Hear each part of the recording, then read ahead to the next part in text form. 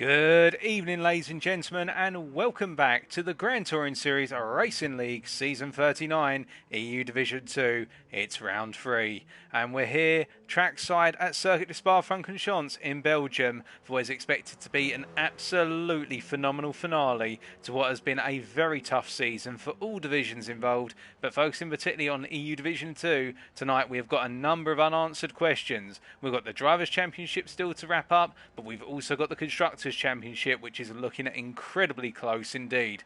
I'm your host, Paul TX141 Walsh, also known as Britain a Spit, depending on what media you follow me on, and it's good to be here and ready to bring you all the action as it happens live on air. Now, I hope you're all having a good week so far. What with the fact we're 2 days into the working week, as we always are on a Tuesday, and that you're almost ready to get over the hump day. And for those who tuned in last night to EU Division 1, we saw some absolutely cracking race in the EU Division 1. Some phenomenal overtakes, as brought to you by Lioness, my good colleague and fellow commentator. But tonight, you're stuck with me, and we've got plenty more action on the table, that I'm sure. Now, in terms of the story that's really been so far, it has been the story of one driver in particular who has been very strong throughout the season. However, they do have some grid penalties to apply tonight. Indeed, there are a number of drivers who have grid penalties that are applicable tonight, so that means that other drivers will get the opportunity. But more so, what we've been hearing down in the paddock over the course of the practice sessions building up to this week, Spa has been a very odd combination given the car our drivers are driving. Now, if you've been living under a rock, what's been the combination for this season? Well, it has been the Austrian kit car, or the Austrian race day car, which is known as the KTM Crossbow, the little machine which only weighs just over 700 kilograms. It's got a very small engine that generates just over 200 horsepower. What it means is we've got a very light, nimble little kit car, which is mid-engine rear-wheel drive, has a manual gearbox with a full shifter and everything along those lines. So this means we have got a car that becomes incredibly unstable through corners, and what a circuit to have instability at Spa, particularly with La Source Turn 1. We've obviously got the uphill run through Rouge and Radion, and then we've got Sector 2 in particular, which ends all the way down with the Stavlos, and we've got some phenomenal corners lined up, and we're going to expect tons and tons of battling and plenty of drivers to feel the rear end of the car get completely loose under corner entry or corner exit, or just when they're trying to get the power down, or if they lift off the power, it may be that the rear of the car juts out unexpectedly. So that's really a summary. Now let's get down to the pit lane and indeed to the track, and let's introduce our drivers one by one and start to call them out on the story. As we say hello to Jerry, race car driver, and Pete Earl in the chat. And if you are tuning in right now, feel free to say hello if you can in the Twitch chat. Don't be shy, don't be afraid to say hi, I don't bite, and all that nonsense. But without further ado then, it has been one of those stories really where we have seen one driver in particular not be overly dominant in EU Division 2 with the Drivers' Championship, but they have been doing very well, and it is the Estonian driver, of course, of Pete Earl, who we see right here, making his way down towards the end of Sector 1 right now. And really, the Estonian has not had all of the season entirely his own way, but has been the force to be reckoned with and the one to beat.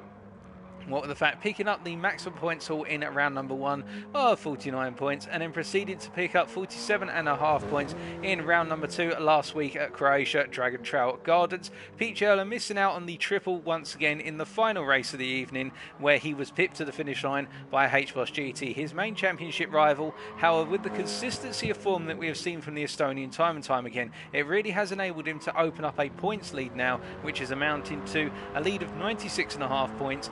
12 points clear of any challenger right now, and his main challenger being HBoss. So that means that Peachy does go into tonight's races with a significant advantage, and therefore could afford not necessarily to have to win every single race in order to bring home that Drivers' Championship. But of course, we know the Estonian, a very competitive driver, loves winning, loves being at the front of the field, and would like to end tonight on a very positive note and go out with a bang in season 39 by picking up at least one more win, if not multiple more.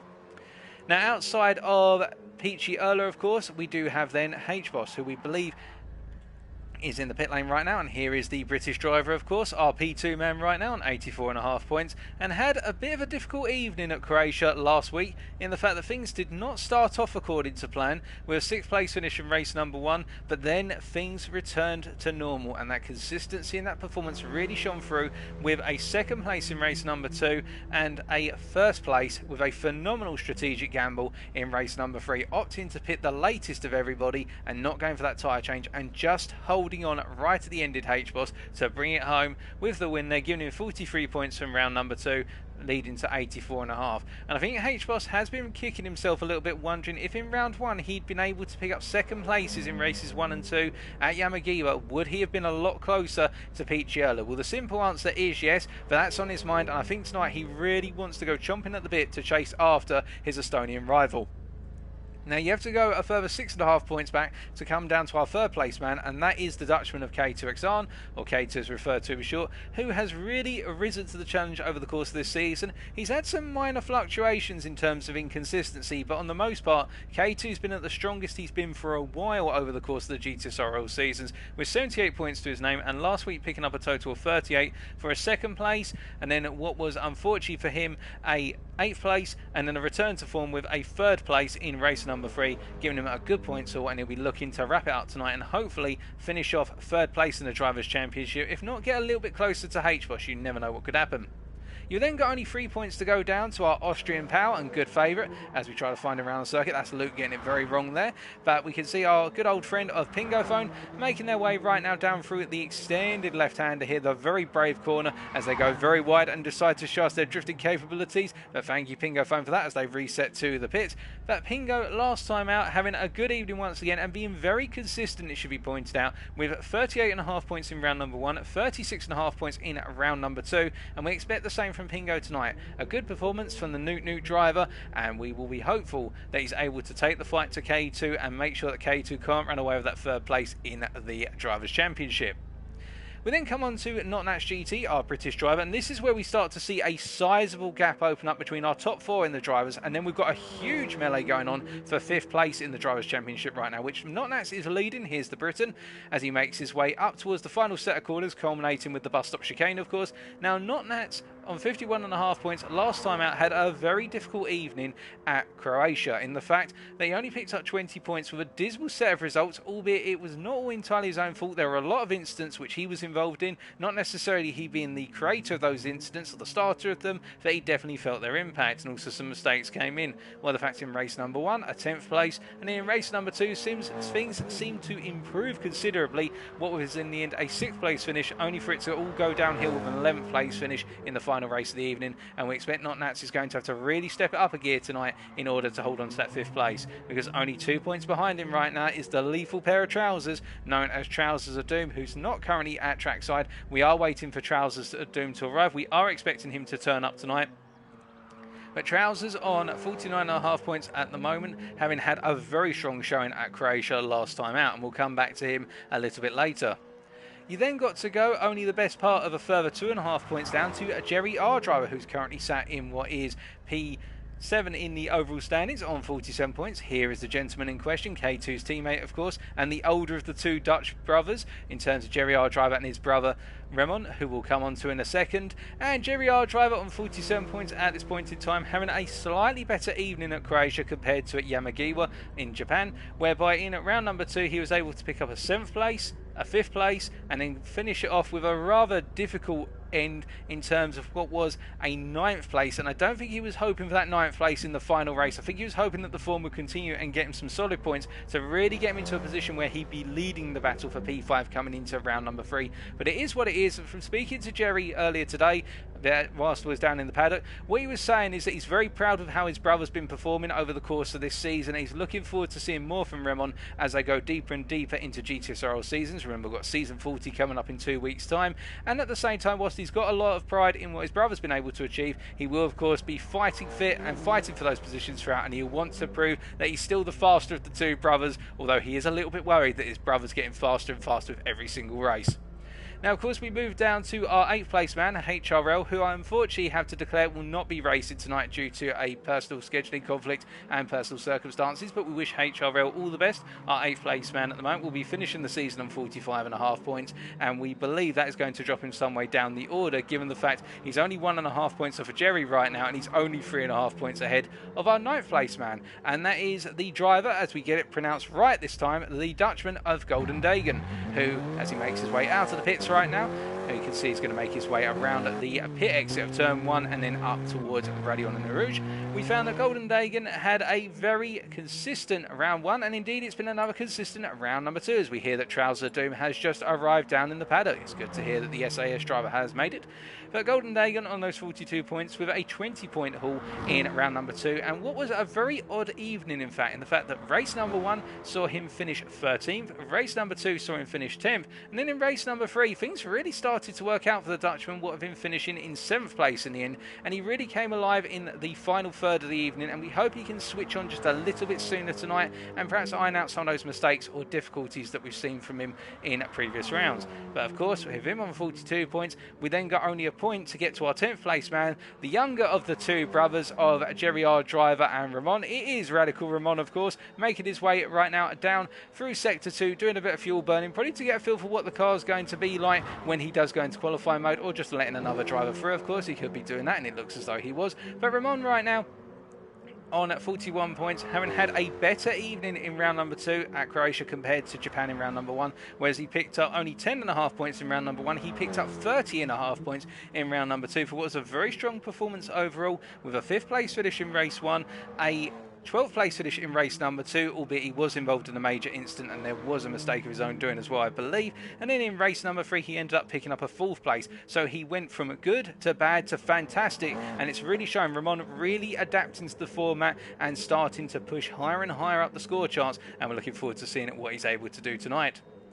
Now then, we've got only 2 points to go down to Ace Smithies, who's also running around on the circuit right now, the British driver here, with 39 points as it currently stands. And again, another driver who in round 2 really came to life. And one of the drivers who going into this season was not a major fan of the combo, but seems to be settling down with the combo now that the tracks are becoming more favourable from what we understand for the British driver. I preferred Dragon Trail Gardens last week, and again, enjoying Spa a bit more here from what we gather. And as a result, those points are starting to come in, and those 28.5 points were accrued over the course of what was a 8th place finish combined with a 4th place finish, and then last but not least what was another 8th place finish, and we look forward to seeing it more from the British driver tonight.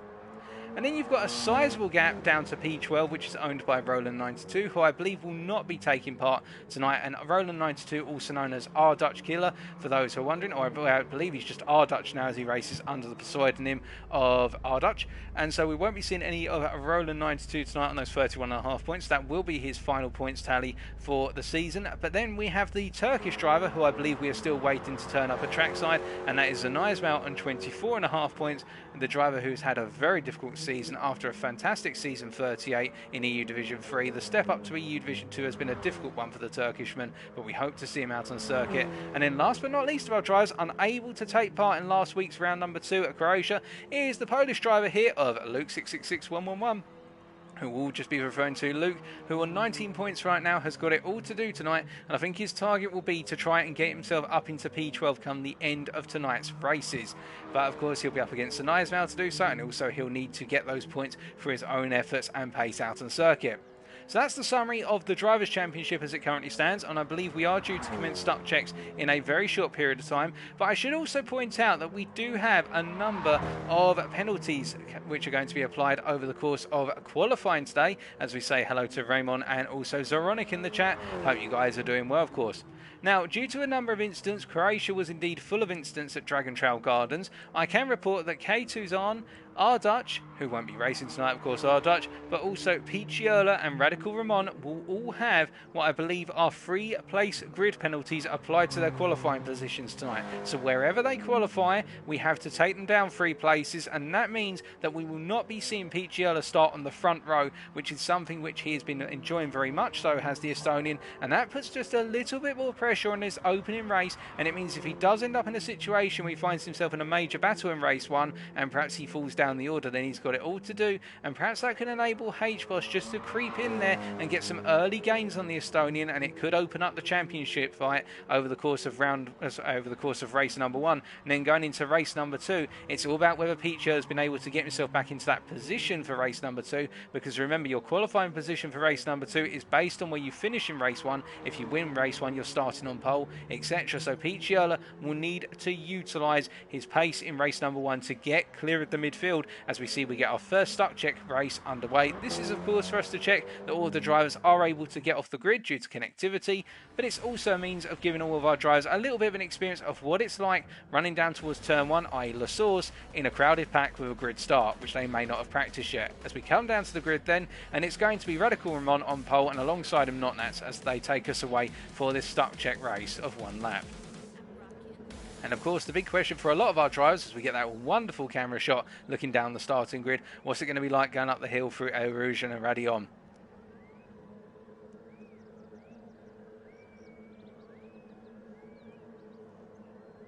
And we are green to go. All of our drivers being able to get off the line perfectly there. No connectivity issues in terms of drivers being able to pull away. Now they're all going to come down to La Source here for turn 1. And you can see Ramon taking that very tight defensive line there, having started on the left-hand side of our camera. And as a result, he's enabled to take that line. It will cost him a little bit of pace on exit, but with the tyres being quite cold on the Sports Soft tyres that everybody is mandated to use, that's not going to be too much of a problem. As we see, we've got a 3-wide situation here. Although Golden Dagon has pulled in front for P4 right now as they all make their way into single file up the hill here. It's the first time they'll experience running in the dirty air of another car, and you can see Jerry, our driver, just being swept away a little bit there. He was also side by side where I believe Trousers are doing, but a lot of drivers going a bit wide, and they'll be picking up time penalties as a result of that because of track limits, or they just naturally cost one another time. As we see Dagon, Notnats, and also K2 all going side by side, 3 wide down into what is turn number 4, and as they come into the corner here, who's going to be the bravest on the brakes? Well, it does appear to be Dagon, although K2 at the same time using the penalty burn in there to go through Dagon. I don't believe he was doing that intentionally,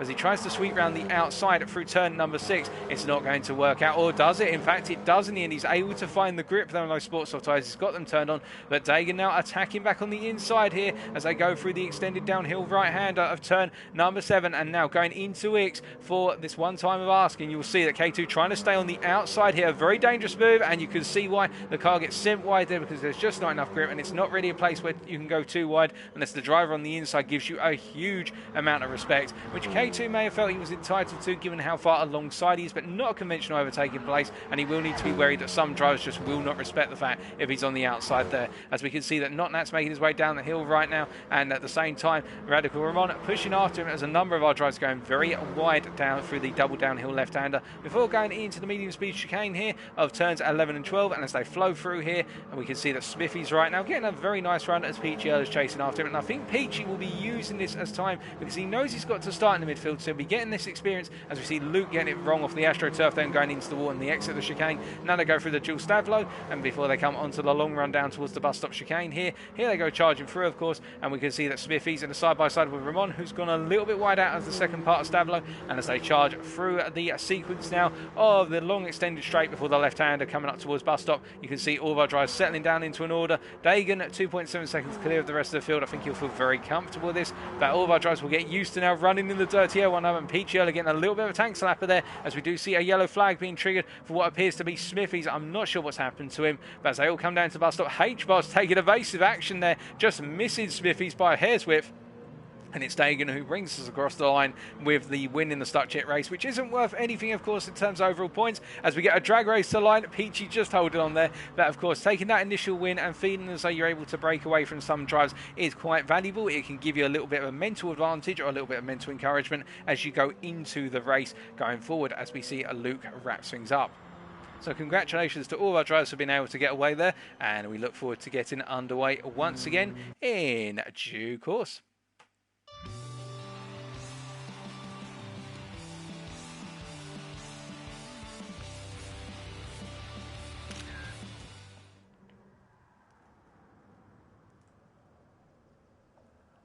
Now, I'm hearing that a lot of drivers are saying down in the paddock immediately after that, let's not go too wide through a Rouge ever again, please, folks. I think a lot of people got a feel for just how dangerous it can be running in the dirty air of another car. Can you imagine 2 of these little KTM machines side by side up through a Rouge? It would be incredibly tight, and I'm sure a number of them will be asking for a new pair of pants by the end of it. I definitely would be, as we see Dagon immediately getting out the pits once again.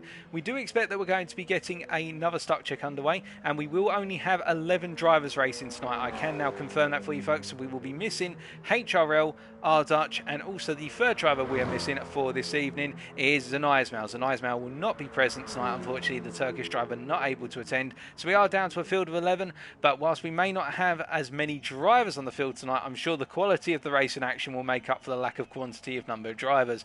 Much like we saw in EU Division 3 last week, where we only had, in the end, I think, what was 7 drivers. But my goodness, the fight in the strategy was more than enough to make up for the lack of cars out on the circuit. As we see all of our drivers getting ready to go for stock check race number 2 very shortly.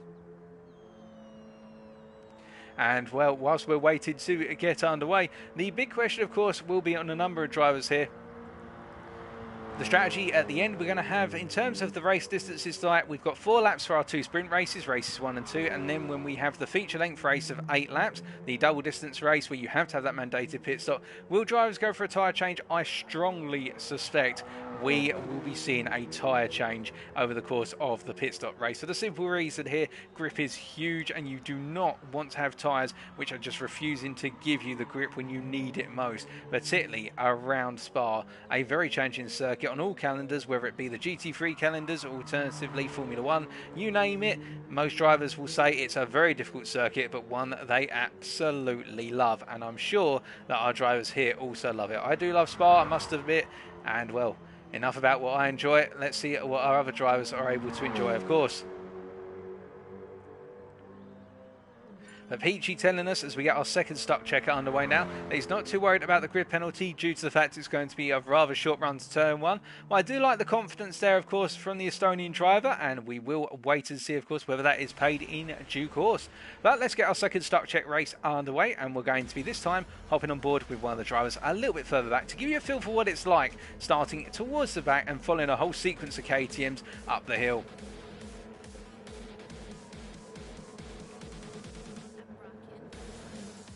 So as we jump on board here with Pingo Phone, we're going to be jumping right to the back of the field. This is the perspective from the camera just sat behind where Pingo Phone is sat in the cockpit, so a little bit higher than where his driver's head would sit.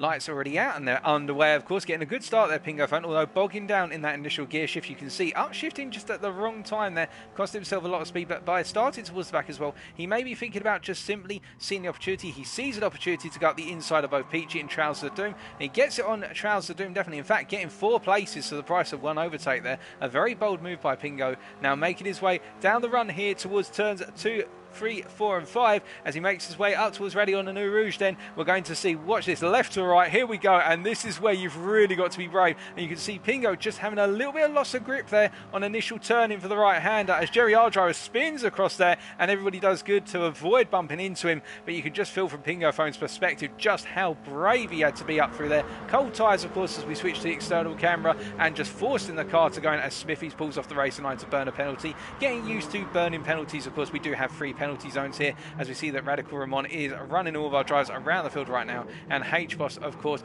up there in P2 as we see Dagan battling with K2 through what is Lecom, through turn 9 in particular there, and now down to Brussels they go. And as they come down into turn number 10 here, a very early braking zone because it's a downhill right-hander, and we see Smithies being knocked wide there with a little bit of contact, what looked to be Luke there, but I'm not 100% sure whether there was contact. It's just what it looked to be from the camera. We see Dagan still battling with K2 and recognising this time that K2 is trying to squeeze his nose up the inside into X and giving him the space to do so as they both make their way down. Now they're going to be side by side down through Pouhon here, through turn number 12 they go, and well, it's a case that Dagan a little bit too deep, just carrying too much momentum, and he goes wide. He rejoins, of course, he's able to rejoin onto the circuit quite easily, but losing the pace then. Now he's got the dirt on the tyres, which will make this next braking zone for turns 13 and 14 all the more difficult, and it could cause the brakes to lock up. But no such issue there for Dagan as he makes his way now through 14, and they come down towards Stavlo.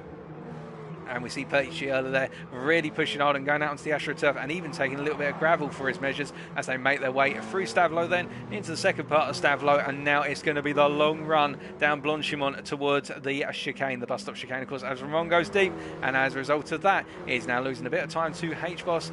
But you can see that the drivers getting a feel once again for where the grip levels will be come the race and in qualifying, of course.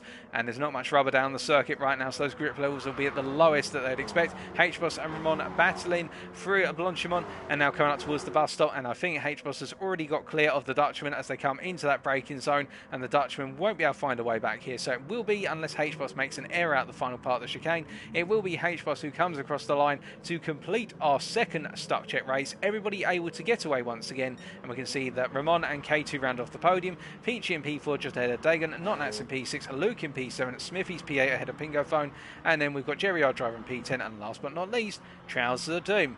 A great stuck check, everybody was able to get away with it. Well done, guys, and now we've got the countdown to qualifying in 4 minutes time.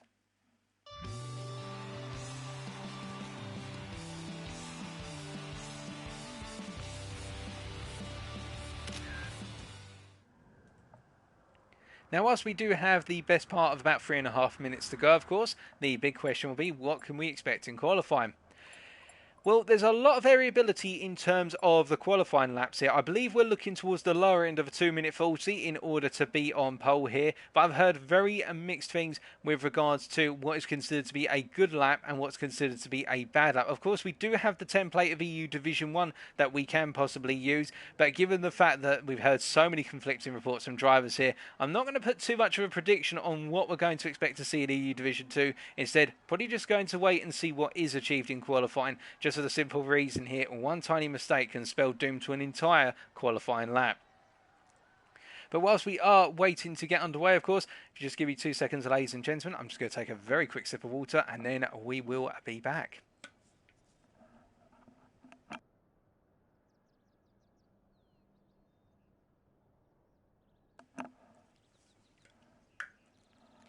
Now, having had the opportunity to moisturise our throat, the driver who we should quickly introduce, as we just had confirmation qualifying will begin in 2 minutes time. The driver who we should quickly reintroduce for the purposes of tonight's standings is, of course, Trousers of Doom.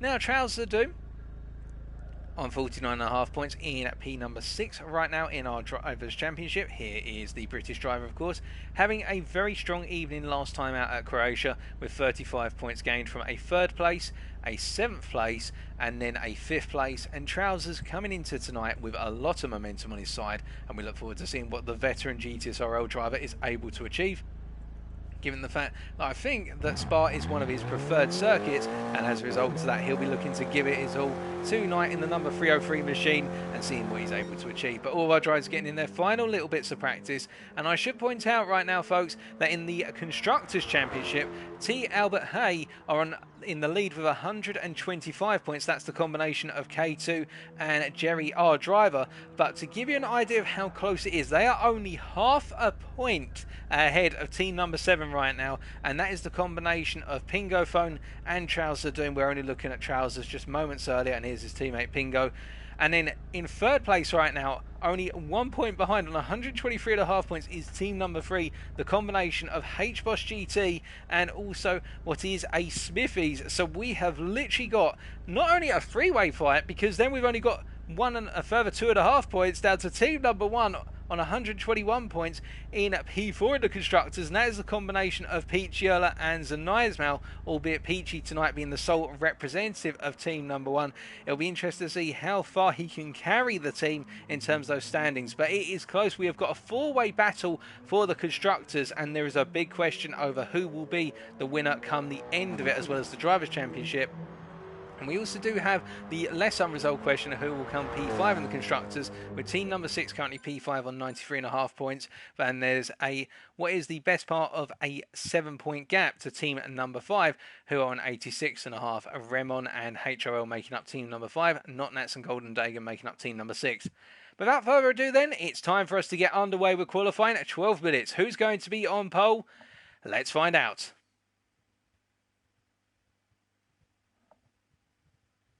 As we're just waiting for the lobby to boot up, there we go. Let's see who's going to be the first driver out on circuit, and it will be H-Boss who is going to take to the circuit immediately. Everybody is going to try and get out there, of course, as quickly as humanly possible. They'll want as much time on the circuit here, of course, because the lap time here is quite long, and as a result, the number of laps available to our drivers will be at a premium.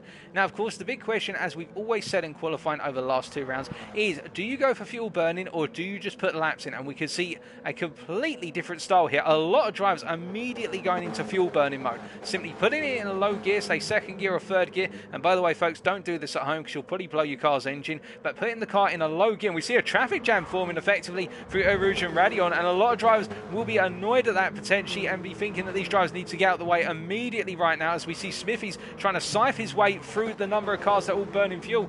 But we note that a lot of drivers staying in that lower gear and hitting the rev limiter with the throttle fully applied and a little bit of braking force in order to burn some fuel. But then I think now everybody's sort of realising, okay, we need to spread out a little bit just to give other drivers the opportunity to essentially come through the field, and that's why it's opened up. But then everybody's starting to slow down again, and we see Peach, for example, and Luke both just ran along side by side right now down the Kemmel Straight towards Lake Com in order to burn as much fuel as possible.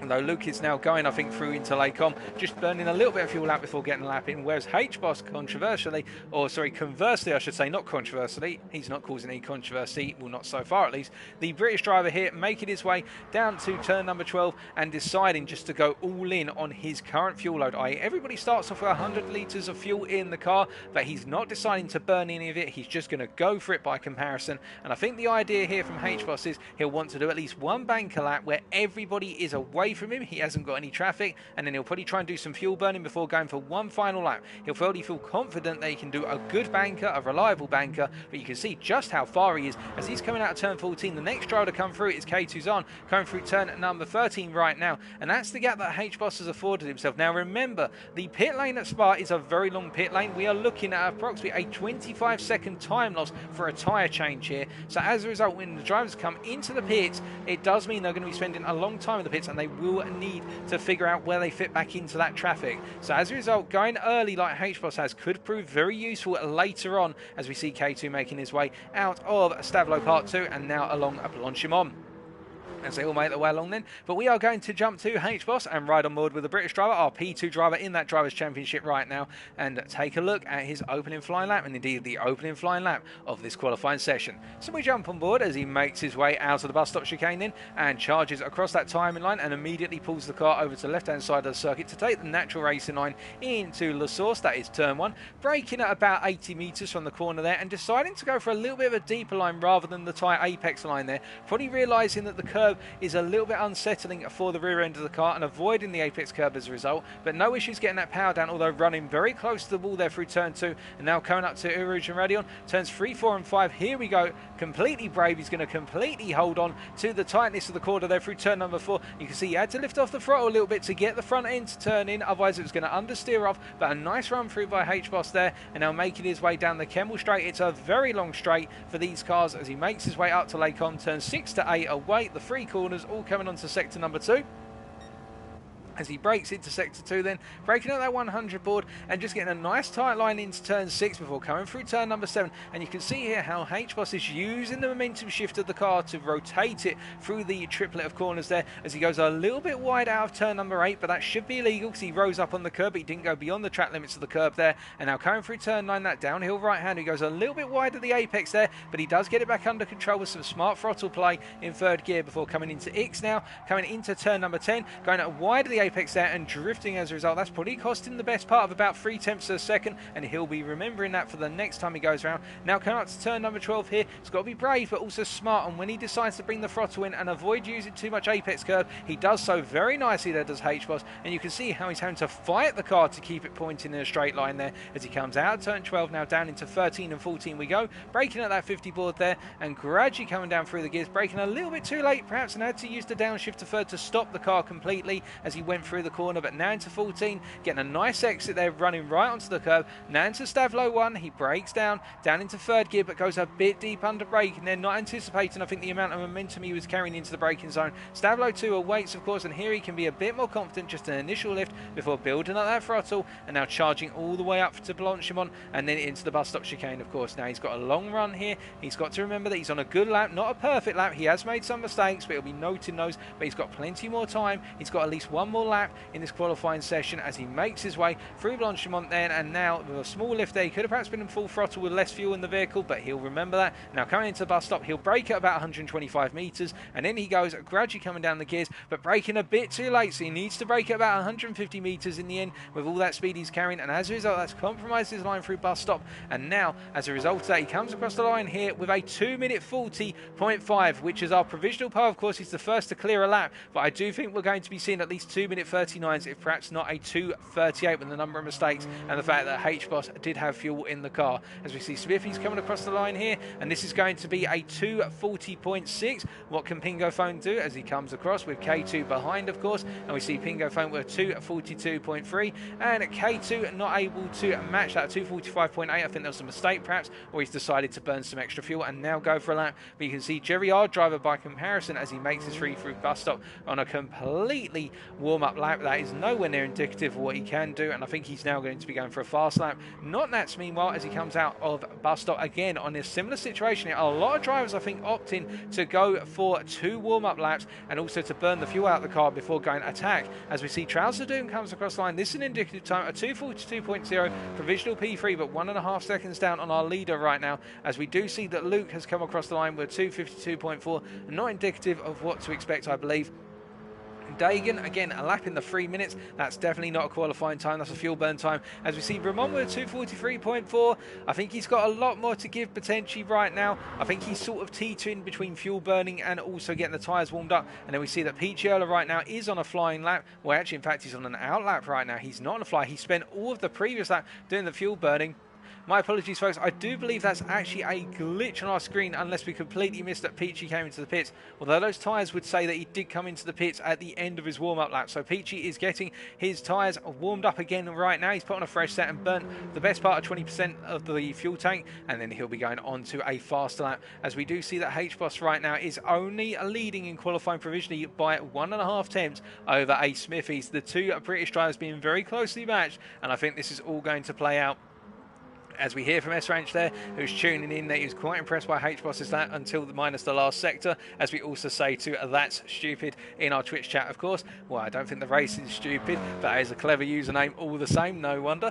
As we continue to watch Smithies make his way through Stavlo right now, and as he comes through the second part, you can see that he is 3.5 tenths up on his previous best. In fact, this could be indicative of a provisional pole right now, as we see Smithies charging along here towards Blanchimont, and as he keeps on pushing forward here, you do have to wonder, with less fuel in the car, how much time is it going to give? Well, we've got a lot of straights here, and I do think reducing the fuel in the car has a major difference. It could be worth perhaps half a second with all the straights combined, as we see Smithies there being very aggressive through Blanchimont, and now coming up towards the bus stop chicane here. He's got to nail this braking point. He brakes nice and early for it and gradually comes down through the gears, not forcing the car to come down, and in fact jumps into the pits despite being up. So he's going to gamble it all on his final qualifying lap. I'm wondering whether that's the right thing to do for Smithies, but of course he will prove us wrong in due time, I suspect, as we see that Trouser Doom making his way around. I think a lot of drivers here will be opting to go out for one final lap, although there's not much time left. We've only got 3.5 minutes to go, so a lot of drivers right now, if they do come into the pits, they've pretty much ended their qualifying session.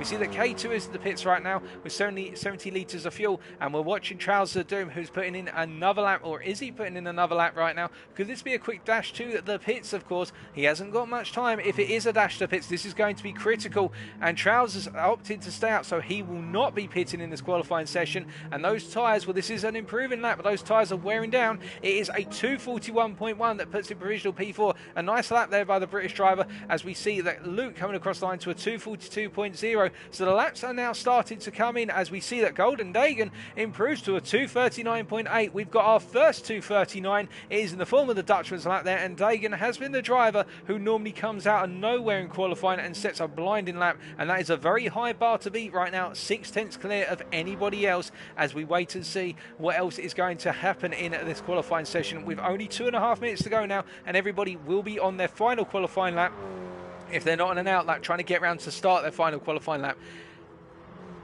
Now, where's Peachy Erla in all this, of course? Well, Peachy right now is on a flyer. He is the fastest of anyone in sectors 1 and 2. So we are going to stay with the Estonian, who hasn't currently set an indicative time or a provisional time, and he's making his way through Blanchimont right now. This is looking very composed so far, and what we're hearing is flying down there as he makes his way through Blanchimont here. Full commitment, no lifting out whatsoever, and with less fuel in the car, I think Peachy feels very comfortable right now on those slightly grained tyres. They've got a small amount of wear, but coming into bus stop, coming down through the gears and staying in third gear, not coming down to second unlike other drivers here, removing an extra gear change, and as a result, as he comes out the final quarter, this is going to be a 2-minute 39.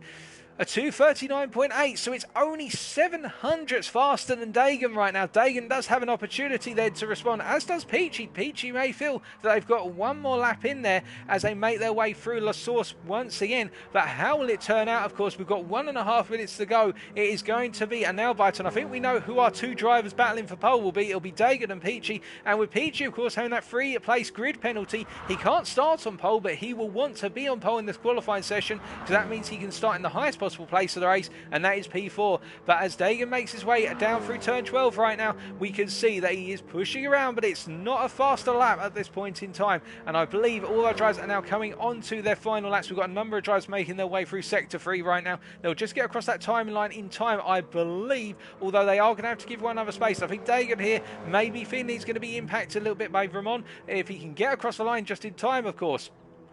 And let's take a look back to our start line as we see H-Boss now goes on to his final lap. He's just made it across the line, and Smithy's as well on an out lap right now, making it across the starter lap. Jerry, our driver, however, going wide out of bus stop there, and that's compromised what was looking to be a solid lap. And in fact, that is his qualifying session over for Jerry, our driver, as he parks off the circuit. That is disastrous for the Dutchman. He'll know that he started P10 as a minimum, subject to the grid place penalties of other drivers. As we see, he gets out of the way of everybody coming through. Notnats comes through and is not on the lap right now as Ramon comes through. We've got 15 seconds until the qualified session is effectively over, and everybody is required to finish the lap. And has Dagan left it too late in order to get one more lap in it? It's going to be very close. He is the final driver coming through right now. I think it's too late. I don't think he's going to make it across. Ramon doesn't make it across either, in fact, so Ramon will have to stop this lap as he's just missed out on the lap, and Dagan just misses out as well. Although I'm not sure about with Ramon whether he will be allowed to do one more lap. He's not allowed to do one more lap. He's just pulled over. He's been told that by race control,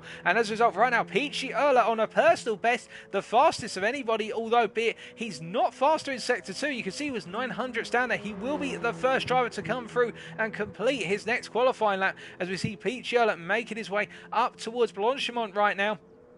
And it's been a difficult qualified session for a number of drivers here, and will Peachy be able to hold on to that pole position? He's making his way through. He goes a bit wide out of Blanchimont this time, and now coming up towards the bus stop chicane. You can see he's going to be heavy on the brakes here, really coming down hard into third gear, but staying in third gear, not opting to go down to second, of course, to get rid of those additional gear shifts and give himself better traction out of the final quarter. And he comes across the line here. Is it going to be an improvement? And it is. It is an improvement by 5/10 by Peachy. That's a 2:39.3 for everybody to beat right now. Well, Dagan, I believe, is parked up. He wasn't able to improve, so he is not going for another lap. Can H-Boss do anything to perhaps usurp Dagan from P2? Oh, goodness me, H-Boss is on the flyer as well. This is 1/10 ahead of Peachy so far after 2 sectors. It's going to be close here, and we can see that H-Boss is the next driver to come through to complete their lap, so we will stay with them right now. But will this be enough to jump the Estonian for pole position right now? Albeit, remember, the Estonian would be starting P4 at this rate, as H-Boss goes a little bit beyond the track limits there at Blanchimont. You can just see he went beyond the white lines, but I think it's okay. I think he was just inside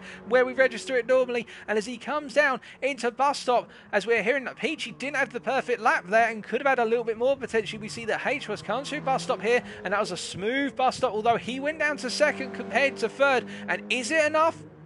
It is enough for pole right now. Provisional pole drops to a 39.188 in the form of H-Boss. A beautiful lap there. What does Smithies have in the tank? I don't think it's going to be enough for pole here, but will it be enough to get him into potentially the second row confirmed as he comes across the line? It's not an improvement, so 240.6. He's looking vulnerable right now to Trousers Doom, who is only 100th of a second behind, and Trousers is on an improving lap right now. Will the British driver be able to jump Smithies? He does indeed. He jumps up by 5.5 tenths, but what about Notnats, of course? Well, Notnats right now has come across the line and has not improved. In fact, he spun out somewhere and looking backwards, and I believe that is everybody across the line. So, ladies and gentlemen, that means qualifying mode. Oh my goodness, and where has that come from? K2 has set a 239.105 from nowhere. We didn't see that because we were looking around, but K2 takes pole right at the end there with a 39.105. That is a cracking lap from the Dutchman. So this will be your qualifying order at the start of race number 1 then, and this is with the grid place penalties applied as well, folks.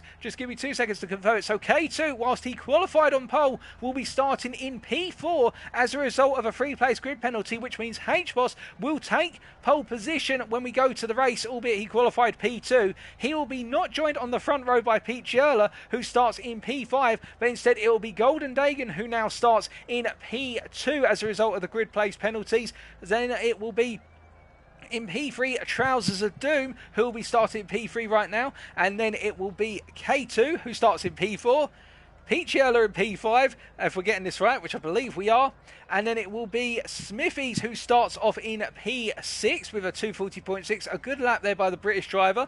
And then it will be Notnats, who starts off in P7. Ramon, although he qualified P8, will be starting all the way down in P11 because of a free place grid penalty. We can't quite see Ramon at the moment. There he is. So he'll be starting right down the order. So our P8 driver will be Pingo Phone. And then in P9, it will be Luke, the Polish driver. And then in P10, it will be Jerry R driver. And then last but not least, it will be the Dutchman of Ramon when all the grid place penalties are applied. But a fantastic qualifying session. And it just goes to show, leaving it all to last moment at Spa does seem to be the name of the game. And K2 just pipping H-Boss to the qualifying lap pole position by 0.08 of a second. It was very tight, but of course now the big question will be on this man right here of H-Boss. Given the fact that his championship rival will be starting in P5 and H-Boss will have K2 and Golden Dagan literally behind him, can he pull away from those guys and then simply run away with the racing right now? Can he pull away from Peachy, who will be looking to fight through? Or will it be that K2 can jump all of them? Or will it be that Peachy gets the better start? Those are the big questions. But right now, H-Boss is looking relatively strong and he's got good pace out there. But of course, the question will be that he did burn more fuel out the car by comparison with Peachy over the qualifying lap. So does Peachy have the better race pace? That will be the question on everybody's radar right now as we are counting down to get underway with race number 1. It will be with you within the next couple of minutes.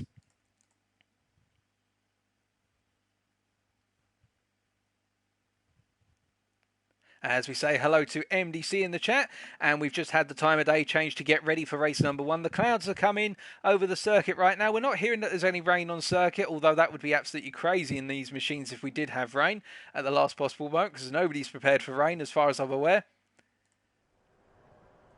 But right now, we are getting ready to get underway with race number 1. As we pan our camera back there to the paddock.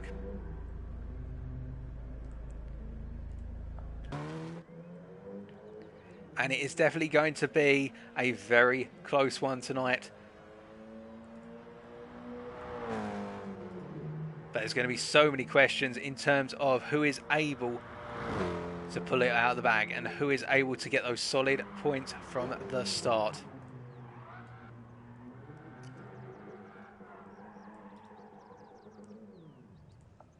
See Ramon there just simply getting himself warmed up and giving the tyres, well, giving us a little bit of a display, in fact, as he's waiting to get underway. All of our drivers itching to go. But we have just had confirmation that race number 1 is about to start, ladies and gentlemen. We should get the countdown at any moment. Jerry R driver, of course, being our trackside steward and host for tonight, the Dutchman right here. But we'll be getting that countdown at any moment, although we're just hearing that Peachy might need to take a very quick nature break. So we might be delayed by approximately 30 seconds to a minute.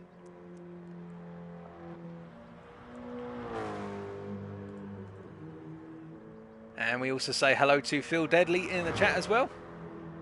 And we're hearing from Peachy. He can indeed lose 4 points a race to H-Boss. But of course, I don't think Peachy will, well, it may come down to acting more like Alain Prost in terms of being the professor and knowing exactly what you need to do in order to win the championship. And he will have that in the back of his mind, of course, but at the same time, I don't think he'll want to literally leave it all down to making sure that it's only 4 points he loses at the same time. Any points he can gain will put even more pressure on his championship rival, as we are hearing that some other drivers as well are taking a very quick visit to the bathroom. Indeed, I can completely understand why the hype is real, and the fact that we are going to be getting underway at Spa, and literally after 2 corners it will be the uphill run through Radion and Eau Rouge and a massive pack of little KTM crossbows. It's the last thing that everybody wants, as we're just waiting for our drivers to get back, jump in their cockpits and get ready to go. Indeed, I wish them all the best of luck. Of course, I'm not allowed to say who my favourite is or vote for favourites, but I'm sure many of you tuning in right now will have those drivers who you're particularly rooting for, and feel free to let me know who you are specifically supported in the chat if you so desire, or if you want to keep it to yourself. All the same, that's no problem at all. But will it be a case that Peachy can get himself up to the front come the end of lap number 1 and be indeed on that podium by the end of race 1 in order to avoid dropping points to H-Boss, or alternatively get points over H-Boss? But everybody is back right now from what I'm hearing, so we should be getting the countdown any second. There it is, ladies and gentlemen. Race number 1, 4 laps around Spa. Who's going to be the winner come the end of it? Let's find out.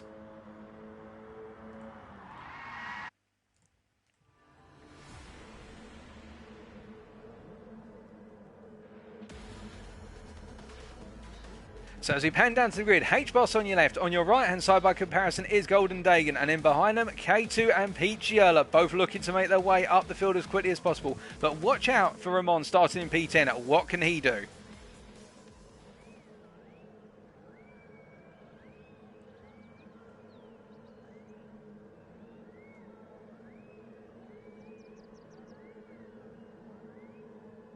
And it's lights out and away we go, and all of our drivers getting a relatively good start there, although H-Boss immediately pulling into the centre of the circuit, and Dagan swapping places with him in terms of track position right now. And Dagan looking for the early move down into turn 1. He's gone into La Source and he's got it, as K2 finds a way into that battle but can't find a position. And we see Ramon dropping all the way to the bottom of the field right now as they make their way through turn 2, and it's the first time uphill we go. Butts clenched here, folks, as they all charge up the hill here. Who's going to be the leader come the end of the Kemmel Straight? Well, we see that Dagan is currently leading everybody in, and they're all settling down into an order immediately here as Trouser of Doom is in P2, but he goes off at a Rouge, I should say, as I stumble over my own words, coming out of turn 5 there, and as a result he has rejoined the circuit, albeit he's picked up that penalty and will burn it immediately. But Dagan right now leading by almost 8 tenths of a second ahead of H-Boss, who's already under pressure from both Peachy and also K2. Peachy up into P3, what a Trouser do making that mistake, but K2 coming through there, what is La Source, as you said, not La Source, my sincere apologies, Lecom, as he makes his way through. A nice move there by K2 where Peachy went deep into turn 6, and as a result of that is now back up into P3, as we see even further behind right now as they all come down into turn number 9. With the rear of your picture we see that Luke and Radical Ramon battling, and Trouser Doom after burning that penalty down in P9, and he's looking to try and catch up as a Smithies has, well, sorry, not a Smithies, a Not Nats right now has dropped all the way down the field,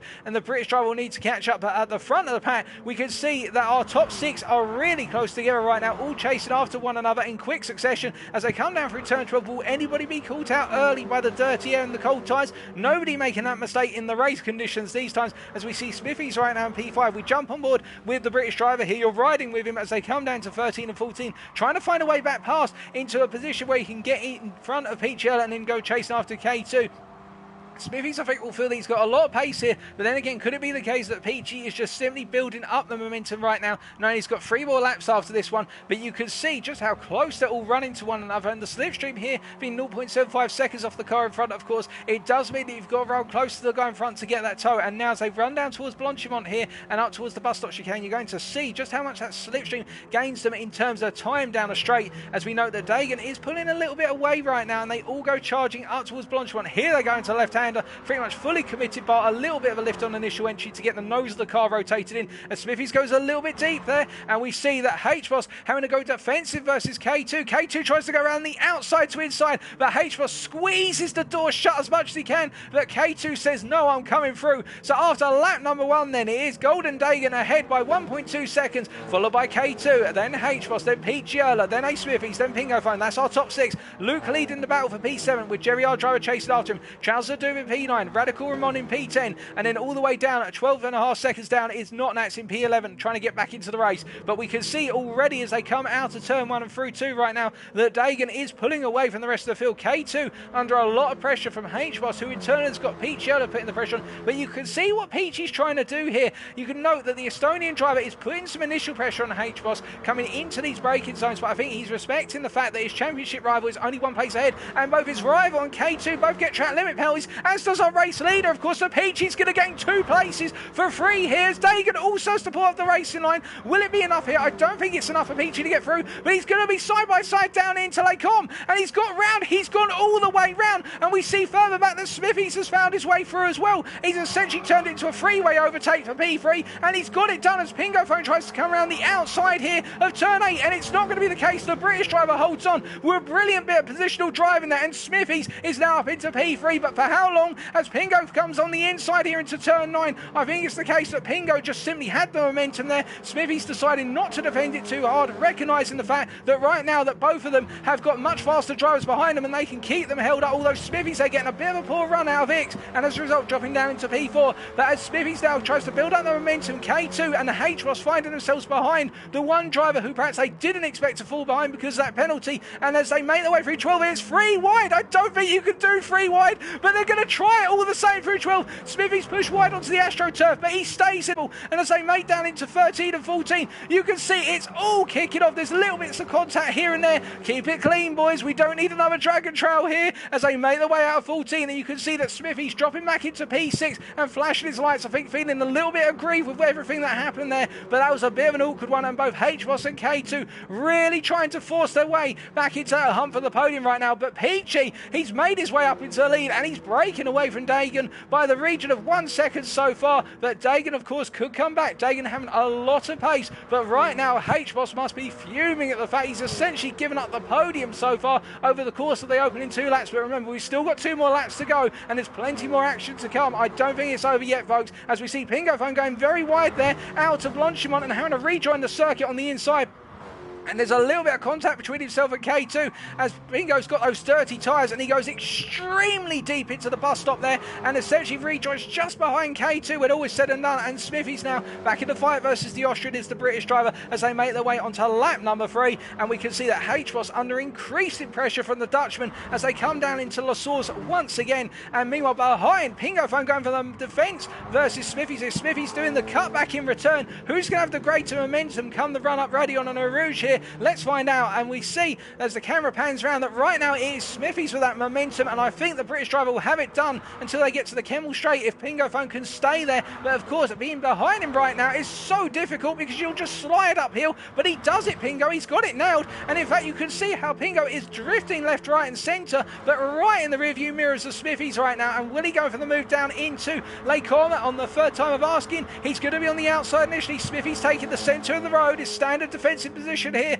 for Lake Com into turn 6. Here they go on the brakes, and it is the case that Smithies gets the better run, and Pingo hasn't got a means of cutting back, as we see at the rear view camera there that K2 putting more pressure on H-Boss. And further back right now, I can confirm that the Polish driver of Luke has broken away from that battle for P7. He's owning P7 right now with a 1.8 second gap to Charles Doom, but it is coming down very gradually. Charles is making that recovery drive after a very difficult start, and Jerry R driver in P9 right now with Ramon 3.8 seconds behind. But looking back up front right now, the closest drivers out of the circuit, as we can see it's Pete Giurla leading as they come down to turn 12, and behind them H-Boss getting an increasing amount of K2 in his rear view mirrors here, and that's the last thing you want to see is a face full of Dutchmen as you're making your way around Spa. Although the Dutchman goes very deep into 12, but he just keeps it together riding out on that AstroTurf there. But you've got to be so careful, and Smithies will now be catching up to K2, and with everything that's happened so far, I think Smithies would like another crack at the Dutchman come the end of this race, given their little incident here last time round. As we can see, they're all making their way through 14 right now.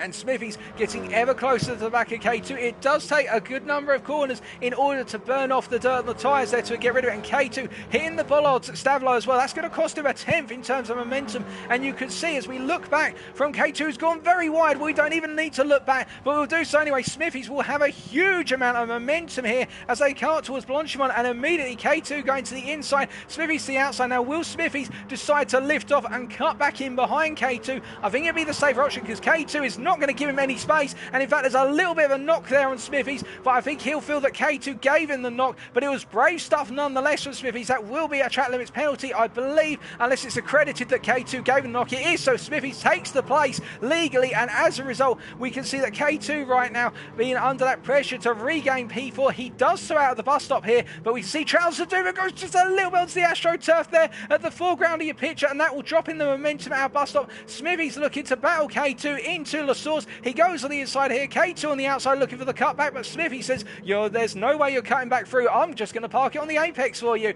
And Smithy's with another great bit of positioning there as a result. Really coming alive is the British driver in this final round right now, finding a way to put that car and make it as difficult as possible to find a way around it as they make their way up the hill for the final time in race number 1. And you can see that Smithy's under huge pressure. Pingo also in the mix there, as we note that Luke goes a little bit wide out of the uphill run through 5, and as a result we'll get a half-second penalty that he'll burn immediately as he comes onto the Kemmel Straight. But right now K2 has got the slingshot past Smithy's, but will Smithy's go late on the brakes here to get the position back? They go deep on the brakes here, but K2 deeper than Smithy's, and he just about nails it, and Pingo can't follow K2 through.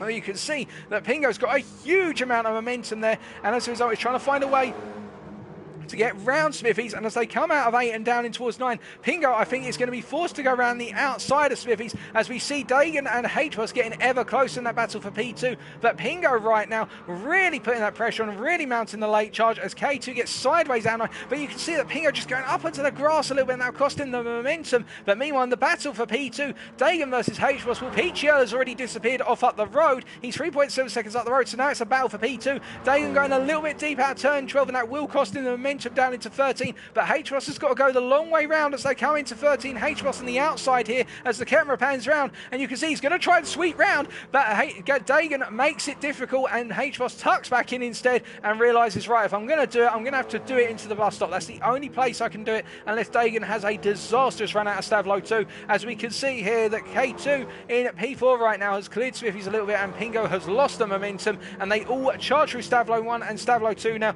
And looking further back, we can see that Luke is being reeled in by Trousers Doom, but not at enough of a rate and knots by Trousers, I think, to be at risk, as we've also got Jerry Ardrive trying to get into the mix. And in fact, H-Ross and Dagan side by side right now, coming up through Blanchimont. I think it's the case that Dagan had a difficult run out of Blanchimont, out of Stavlo, I should say, as they go into Blanchimont, and we can see that Dagan goes wide, then there's contact between the pair of them, and Dagan into the wall. That's disastrous for not for the British driver, for the Dutchman, as we can see coming out of the final corner to win race number 1 is the Estonian of Pete Giella, 5 seconds clear of the field. Second place will go to H-Boss, although I think there's a little cloud lingering over what happened between himself and Dagan there at the end. K2 in P3, Smithy's in P4, Pingo Phone in P5, Luke will come home in P6, all said and done in race number 1. And well done to the Polishman for holding off Charles Doom. Charles in P7, Jerry Ardro in P8, Dagan in P9, right at the end they're losing out, and then it will be Not Nats as he comes out of the bus stop chicane then, who will complete our top 10 just ahead of Ramon, or will it be the case as Ramon comes up behind him here? It's going to be the case Not Nats comes home in P10 and Raymond in P11. Congratulations to all of our drivers, but to our race winner, Pete Giella from Estonia.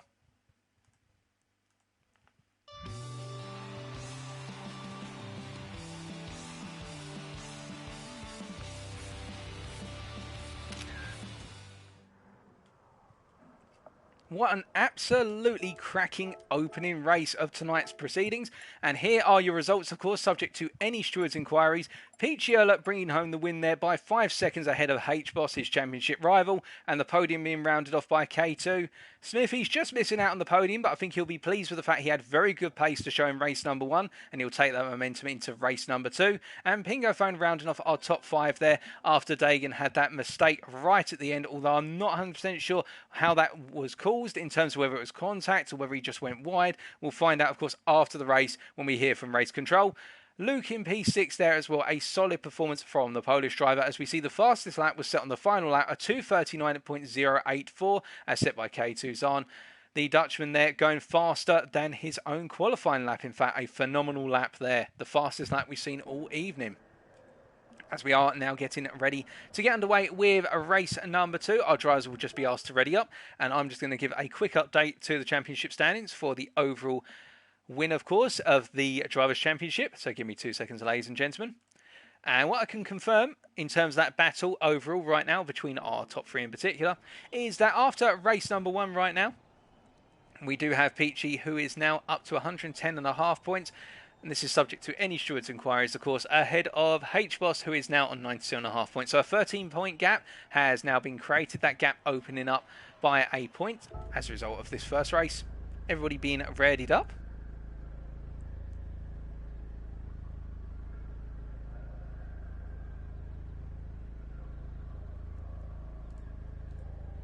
And I believe we are hearing that the incident involving H-Boss and Dagan going through Blanchimont on the final lap was a mistake by the Dutchman rather than due to contact. But it was a good battle all the same. That's what I'm hearing about, though. Dagan just running out onto that AstroTurf on the exit of the corner, and as a result, that unsettled the car and caused it to jerk into the left-hand side wall. That's very difficult for the Dutchman, and I think as a result, he is now going to have to make a recovery drive in race number 2. But if anybody can do it, it will be him who can do it, of course. But a brilliant way to open up tonight's proceedings, and we've got plenty more to come, I'm sure, in race number 2, as Peachy just comes out of the pit, which helps us with our camera and make sure we don't get stuck in the pit lane for race number 2.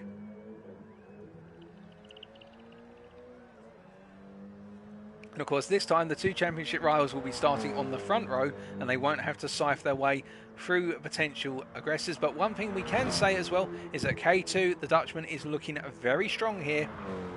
And as a result, I do think that K2 could be a nuisance for the pair of them and perhaps sneak a win or even disrupt the racing order and get one of them behind him, which could really change things up massively.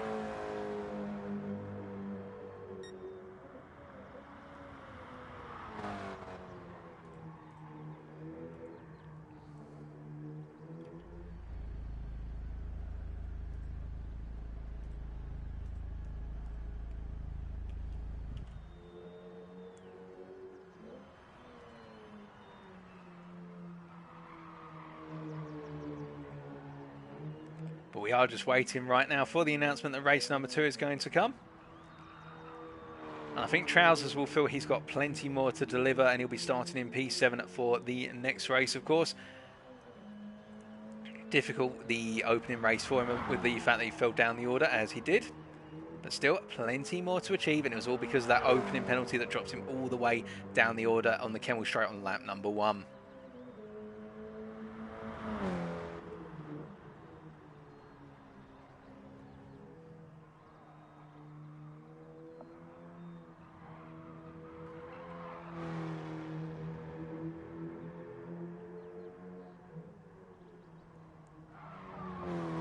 Alrighty then, ladies and gentlemen, I've just had it whispered in my ear that we are going to be getting a race number 2 underway any moment now. So we'll be kicking off another 4 laps. Where's that countdown? We'll wait to see it.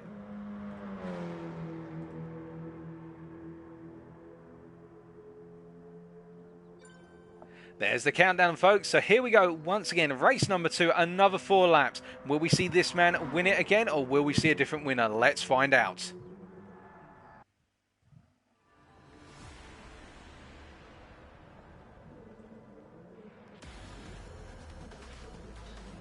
So as we pan down to the grid for the second time, Peachy Earl on the left, H-Boss on the right, behind them K2 and A Smithies, but watch out for Trousers of Doom starting on that full throw. What can the British driver do with all that pace in the race?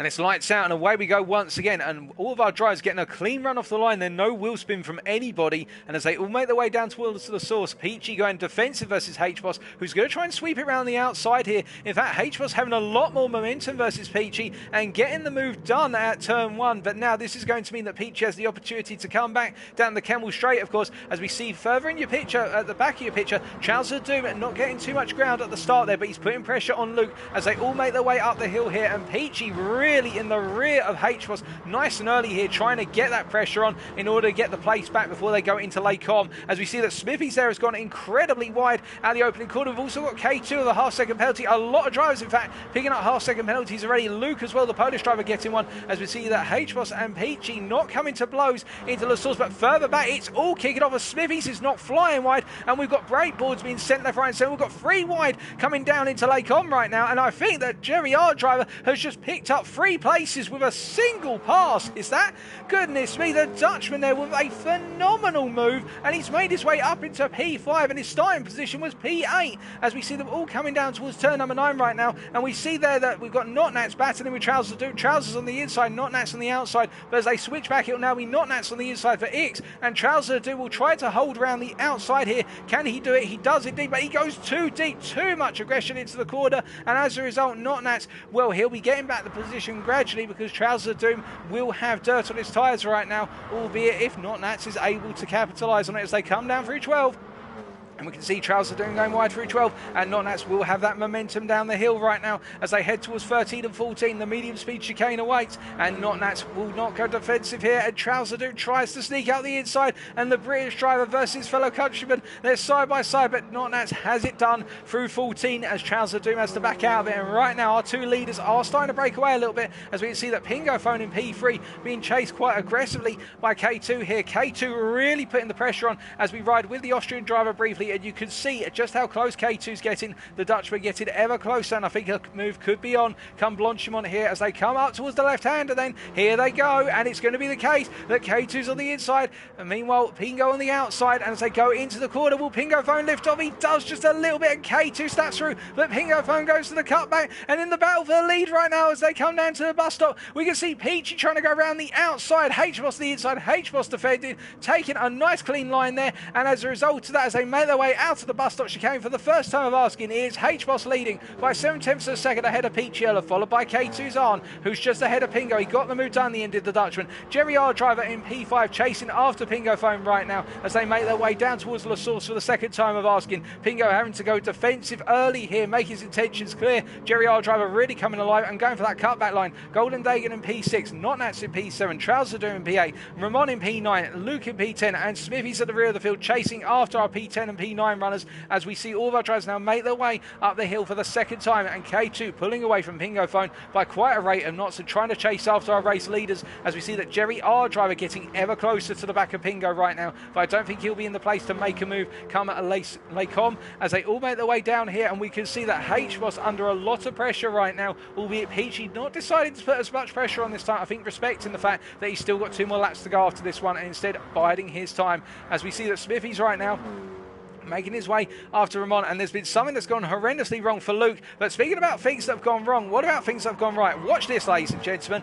Jerry R driver making that quadruple move here as he makes his way down into what was Lake Com, and you're going to see as they all go 4 wide in here with everybody having penalties and drivers trying to come charging through. Jerry R driver just put himself on the inside and got it done. A very nice move, and now he's got to chase after Pingo Phone, of course, as we see there's no change to our race leaders right now after that replay camera, as we note that Dagan in P6 now trying to chase after Jerry R driver, making that recovery drive from P9 in this race he is, as he makes his way down towards turn 12, and you've got to feel for Dagan because he won't avoid to be in this position come race number 2. He thought he had a great position going into race number 2 until the very end of race number 1, but the Dutchman presses on. We know he's got that fighting spirit. He's a right animal he is. When he sees something in his sights, he just goes for it, hell for leather, and we can note that he is really putting in solid laps right now as he makes his way through turn number 14, and in fact we can see Pingo Phone Phone. They're going a bit wide out of 14 and not having a good run out of the corner, and as a result of that, Dagan are really pushing on right now and getting ever closer to Jerry R Driver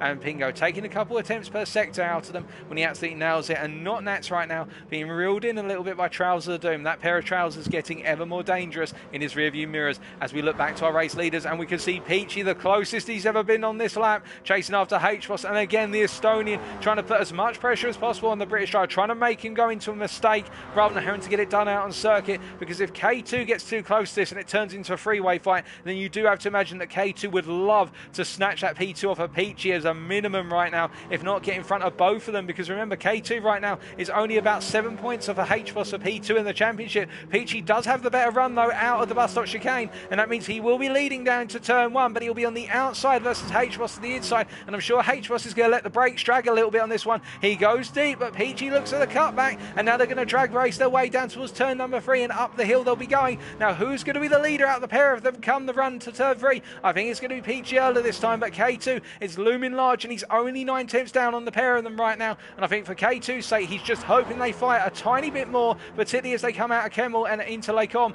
and if they do continue to fight, which they have this time, and in fact H-Ross has had to back out of it, K2 is now in that slipstream zone, and he will be gaining on this fight. It's going to turn into a freeway fight for the race win, as we see Pingo Phone breaking away from Jerry Ardro, who has been reeled in arm over leg by Golden Dagan over the course of the last lap, and indeed going into this lap as they come to the end of sector 1. Dagan looking for the move early. He's going for the move onto the inside here into turn number 6. Will he get it done? Ardro tries to shut the door, but there's a little bit of contact there, and Jerry Ardro tries to stay in it, but he can't keep in it there, and Dagan gets the move done. It wasn't the cleanest move, mind you, but the Dutchman got the job done, and now up into P5 and chasing after the Austrian Pingo Phone, 2.5 seconds up the road, as behind this chasing pack is Not Nats and Trousers of Doom, who will want to get in on the action, and Ramon right now under a lot of pressure from Smithies, who is chasing after him through turn number 9, and you do have to imagine that the Dutchman will be feeding that pressure ever increasing, and Smithies, you can see, trying to find a way to, intimidate and get Ramon to make a mistake, but no such thing right now as they go out of X and they make their way down towards turn number 12 here, and I do have to wonder whether Ace Smithies is going to go for the move into 12. He looks to the inside here. Ramon goes a little bit deep under braking. I think Smithies was just trying to make Ramon go into a mistake there, but I think he's backed out a little bit. There was a tiny bit of contact between the two drivers, and Smithies recognising that may have been considered a push to pass, and as a result he looks for another way through. But right now our race leaders are making their way through Stavlo here, and you can see that Peachy going a little bit deep out of Stavlo 1, but he gets it nice and now for Stavlo 2 here, feeling that the tyres are starting to take a little bit of graining, and that wear will come into effect, but of course the car's getting lighter as well, and Peach will be hoping at this point that the lightness of the car will carry him through and true, as H-Boss and K2 are trying to chase after him. They're like piranhas nipping at his heels right now, as you know that K2 is not fighting H-Boss too much here. I think he recognises that he wants to be in the fight for the lead come the final lap, not battling for P2 on the final lap, but he's going to look for a battle here versus H-Boss coming into bus stop, and in fact he's going to break round the outside at H-Boss here. A very brave move by K2, and he's got it done, and he hasn't cost himself any time coming out of the final corner, but he gets a little bit of oversteer coming out of the bus stop, and as they make their way down towards turn 1 for the final time, it's going to be a case that he's side by side with H-Boss. They weren't able to get the cleanest to run was K2, and as a result H-Boss makes the move, and Peachy must be smiling right now, because all he needs these two to continue to do is fight and not make any mistakes, and he'll be clear. Remember, that gap is now up to 1.2 seconds. Across the timing line it was 7.5 tenths. That gap has almost doubled because of a tiny bit of fighting, and H-Boss right now will be thinking to himself, oh come on K2, let me go, let me chase after the Estonian, and K2 will be thinking, oh come on H-Boss, let me go, as he goes a little bit wide does K2, and I think that's going to be a half-second penalty for the Dutchman as he makes his way onto the Kemmel straight, and I think that is going to take the fight out of him unless he can come back. It's not quite a penalty, in fact I think it's a judge that the contact between the two drivers made K2 go wide, so he's going to be allowed to fight for the position still, and as they make their way down towards turn number 6, you can see that K2 goes a little bit deep under the brake in there, and as a result he goes wide out of 7, and H-Boss will now try and swing around the outside into 8, but K2 puts it there on the curb, and as a result H-Boss isn't able to find a way through. These two drivers giving each other just enough room to survive every corner, albeit it's literally nail biting, it's neck and neck as they make their way through turn number 9. H-Boss trying to go all the way round the outside, and he's going to do it folks as he comes down into X. H-Boss with a move round the outside to inside side, but K2's still there. He's clinging to the side of the car. Neither one of them will give up as they make their way down towards turn 12, and I think they've forgotten about the battle for the race win as Pichiello is now 3.5 seconds up the road. They come down for a touch, but the H-Bus goes wide, and that's disastrous for H-Bus, but he keeps it controlled there. He drops the place, and will he come back come the end of this race, come the end of this lap? We'll wait and see as we look further back. Pingo phone being reeled in a little bit by Dagan right now, but not enough, I think, for the Dutchman to put too much pressure on the Austrian. As we see Notnats behind, he's got past Charles Ledoux, or has he? As Charles Ledoux goes to the move into turn 13, there's a little bit of argy-bargy there, but they give one other space, and Notnats hits the bollards there, losing approximately 0.2 of a second, and Jerry R. driver now is pushing after him and trying to find a way through. He's trying to get up into P7 as the Dutchman. He knows he's a little bit faster. He knows he can take some time out of Charles Ledoux as well. As we look further back, and we can see that Smithies is up into P9. He has cleared Ramon, as we note that our race leader right now making his way out, Blanchimont, and K2 is 1.5 seconds clear of H-Boss come Blanchimont right now, and I think he's done it, ladies and gentlemen. Oh, he's got a half-second penalty, but coming out of the bus stop right now to make it 2 out of 2 tonight. You can't fault him as he comes across the line. Pete Schürrle getting another 14 points on the board, extending that championship lead, and K2 as he makes his way across the line here. It's going to be a drag race to the finish. He comes home in P2, H-Boss in P3, Pingo holds on for P4, Golden Dagan in P5, then it's going to be Trouser in P6 as Jerry R. driver goes wide. Does he rejoin in time to pick up P7? He does. Notnats in P8, Smithies in P9, Ramon rounds off our top 10, and it's going to be the Polishman of Luke who rounds off our field, coming home. All 11 drivers make it home safe and sound from start to finish. The pole not having the best of races so far, but there's plenty more available to him in the final race. Congratulations to all of them. But to our race winner, Pete Schürrle from Estonia, making it 2 out of 2.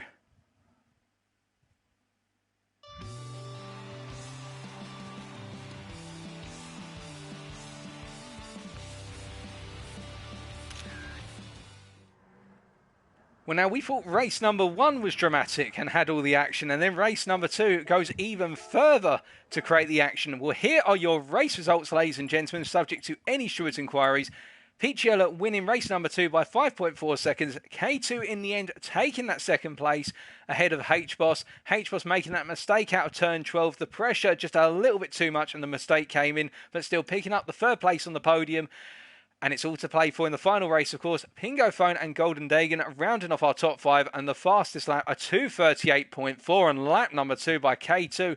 These laps are getting ever faster, and K2 just raising that bar for fastest lap day in, day out.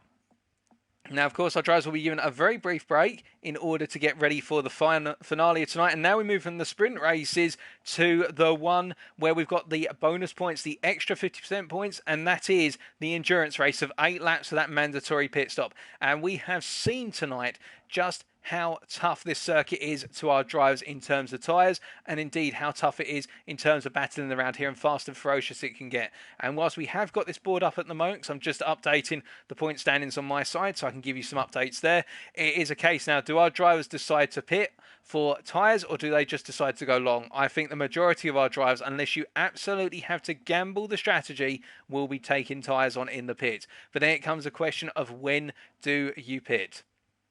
Now, I think for our leaders, they're all going to try and go as long as possible on their tyres before pitting, for the simple reason they will not want to come out behind another driver who's further down the order, and that could completely cost them their race. But at the same time, they need to be savvy to potentially undercut one another. So that will be the big question on their mind.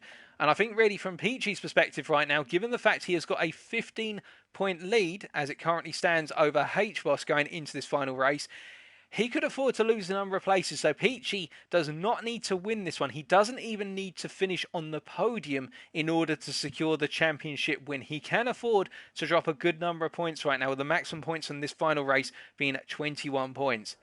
Meanwhile, in that battle for P2, K2 now is 6.5 points down on H-Boss. So K2 will need the win and for H-Boss to drop a number of places in order to get that P2 and snatch it right at the end. So that will be the big question on K2's mind right now. And I expect him, I think, to be go, go, go. He'll literally be like a horse bolting out of its stables come the start, will K2. He will throw everything at this one. Or at least that's what I'd do. Because I'd feel to myself right now that I've got a 7-point advantage over Pingo, although he may not have calculated that. Pingo being in P4, so he doesn't need to worry about his position in the drivers. Of course, the constructors, which I can't update you on right now because we haven't got the calculator ready in time, the constructors will be chop and change as well, and that is very close, so he will need to be consistent, not push too hard.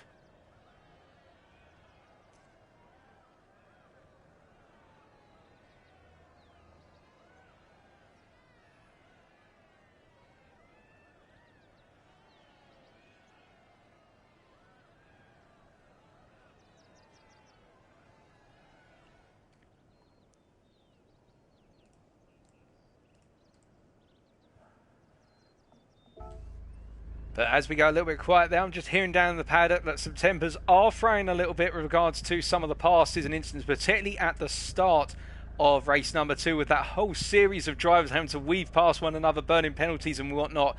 And that really kicked some things off there. Again, I think all of our drivers just being given a little bit a reminder. Yep, it's the final race of the season now.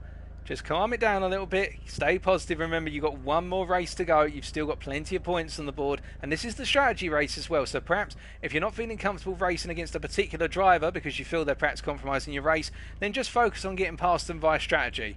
As we're about to get race number 3 underway. The countdown should be here any second.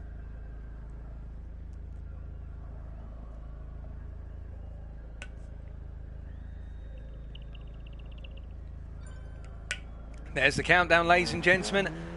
8 laps, a pit stop. Who's going to be the winner come the end of it? Let's find out.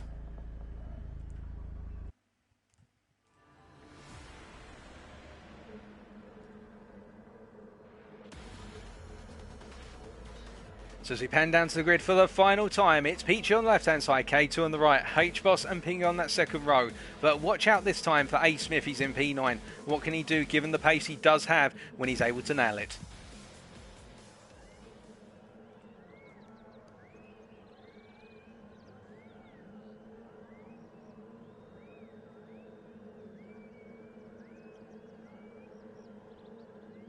It's the lights out and away we go, and all of our drivers getting a good start. Peachy getting the better start versus K2, and K2 bogging down in fact, and we can see that H-Boss is getting a good amount of momentum up towards turn number 1, but it's a short run here and H-Boss is going to try and keep his nose in to get K2 to go a little bit wider than perhaps he would like here, and as a result I think now it's a case of the drag race down towards the hill, and you can see that H-Boss side by side with K2. Who's going to back out going into Rouge and Radion here? Will it be the Dutchman or the Brit? Well, the Dutchman's got the left-hander, H-Boss has got the right-hander, they're going to stay side by side, and K2 goes wide and out onto the marbles there, and I think H-Boss will feel that he's gained that one fairly as K2 drops down to P6, and H-Boss not showing any quarter whatsoever and just getting on with the job immediately as he goes defensive down into the Lecom, and you can see Pingo Phone trying to go all the way around the outside, Trousers trying to sneak up the inside, H-Boss taking the tightest possible line now as they go into the braking zone, and Trousers have got a huge amount of momentum here. He's up into P2 momentarily, and Trousers I think has just made a freeway pass from P5 up to P2, although H-Boss immediately coming back there, and there was a bit of contact, and Trousers have been knocked out of the circuit there, and he rejoins down in P3, and you can see just how much coming in P2 means to H-Boss right now. He's willing to throw all of it, the whole kitchen sink, and Dagan is now up into P3 as a result, as Pingo Phone goes wide out of turn number 9. As they come down to X here, you can see that Trousers once again going just a little bit deep here. There's so much aggression being shown early on from all of our drivers. They all want to get their positions nice and early to set themselves up for the strategy element of the race, but I think some of them now just need to think about calming down as we see Luke and also what appears to be Ramon coming to blows. There's been a knock between the pair of them as they both rejoin the circuit. There was also a car that went sideways out of what was turn number 11, and I believe that is what was Jerry R driver getting a little bit wrong there, or being knocked slightly, as we see Trouser doing battling with K2. He's down in P5 right now, but K2 trying to squeeze his way through into 14, but Trousers is having none of it there, and as a result they press on all the same as the Dutchman is now under pressure from Notnats, who looks to the inside into Stavlo. He can't find a way through,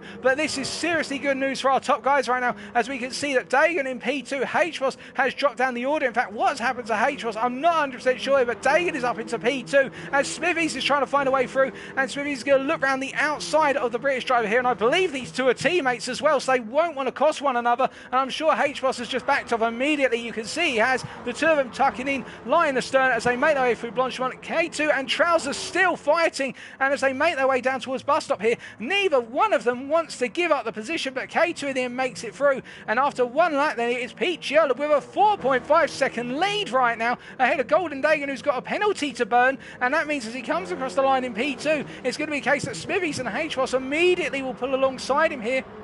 Now into La Source they go. Who's going to be leading come the end of La Source, you have to wonder? Well, Smithies is definitely ahead, but HWOS, I'm not 100% sure because he had to back off to let his teammate brake, and as a result of that, I think HWOS now is in a drag race versus Dagan, but you can see actually, as the camera pans round, what's happened is that Smithies has gone through, HWOS got alongside, and then HWOS is using his teammate to pull him along to make sure he's safe from Dagan. This is really smart play from the two teammates who are working together right now, where HWOS is using his teammate's toe, but you can see that HWOS had a weird run through the uphill section there, just not the run he would have wanted, and Dagan's now on his inside, and again HWOS finds himself in another battle that he doesn't want to be in, because he wants to be chasing after the Estonian who's running away with this one, who's now 7 seconds up the road as Dagan's on the inside into Lake Om, and as they make their way through here, there's a little bit of contact as HWOS tries to ring around the outside, and K2's back and in the position to fight once again as he looks to the inside into turn 8 there, but he's not close enough and hits one of the bollards, and as a result of that he loses the momentum he needs to try and get into that position. Now as he comes down into turn 9 here, will it be the case that he tries to sneak, so he's too far back to do so, and Pingo Phone is now watching on from this, and Trousers of Doom as well. We've got essentially 6 drivers all chasing after P2, and at the head of it is this man right here, a Smithy, so we don't normally see up towards the front of the field, but when we do it's a pleasure to see it, and the British driver is working hard as possible right now in order to try and get there, as we see HWOS and Dagan going side by side into 12, a very risky move, and in fact Dagan had to go deep in order to make sure he didn't go wide, and as a result of that K2 picks up a 2 for 1 in terms of Dagan losing places, or will he, as Dagan is going to stay on the inside. The two Dutchmen go side by side, the countrymen not giving any quarter to one another, and you can see that it's Dagan who holds onto the position, holding on to that P4 as hard as he possibly can right now, and K2 is looking for a move into Stablo. He goes late on the brakes again, trying to just get his nose in there every time, and K2 trying to put drivers under duress to make them go deep at the last possible moment, and I don't think every driver is going to enjoy that as much as some, as we see he gets a penalty as a result of that move at Stavlo,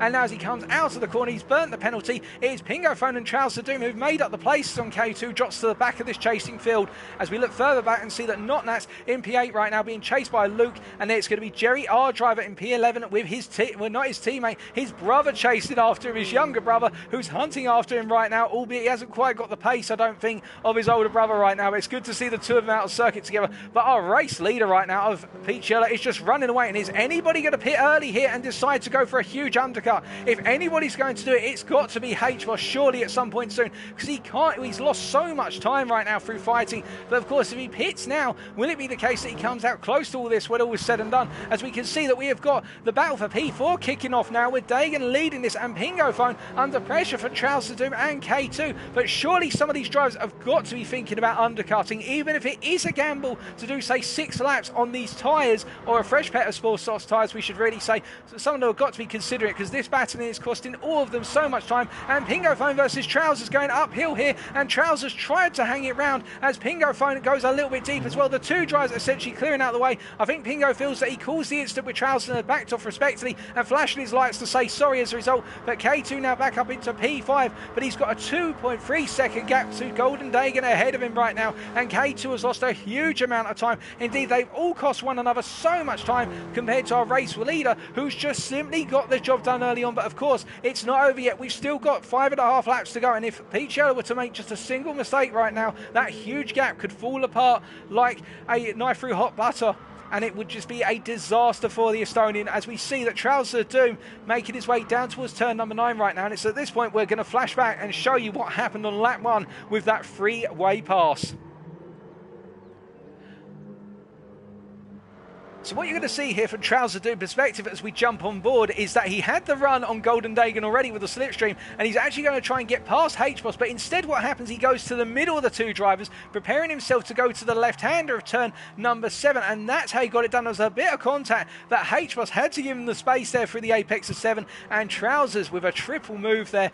Well, I think that could be considered one of the moves of the season as a result of it. But as they all made their way down, you can see Trousers making a little bit of an error there coming through turn 13, or in fact, letting Pingo Foam through, I think the two drivers setting them back into a racing order out of mutual respect for one another. It's great to see, of course, the Austrian and the Briton out on track battling with one another. They love fighting one another from what I hear down the paddock. But we see that Smithy's right now in P2, but in a bit of an unknown position right now. I think you'll feel happy with this, knowing that he's got good pace, the car's going well as well, and as a result of it, he could be looking at another podium. It's quite rare he's been on the podium this season, but it's a great opportunity. He just needs to keep up the good work here, and he's got a comfortable gap to his teammate and an even more comfortable gap to Golden Dagan in P4. But of course, we will have the question of who pits first, as we see the field has opened up a little bit, albeit we've got K2 chasing after Notnats, and he's getting ever closer, and Pingo Foam right now being hunted by Trouser Doom, albeit that gap is 0.5 of a second, as Pingo gets a little bit of snap oversteer under braking, and we see that we've got both Notnats and K2 into the pits.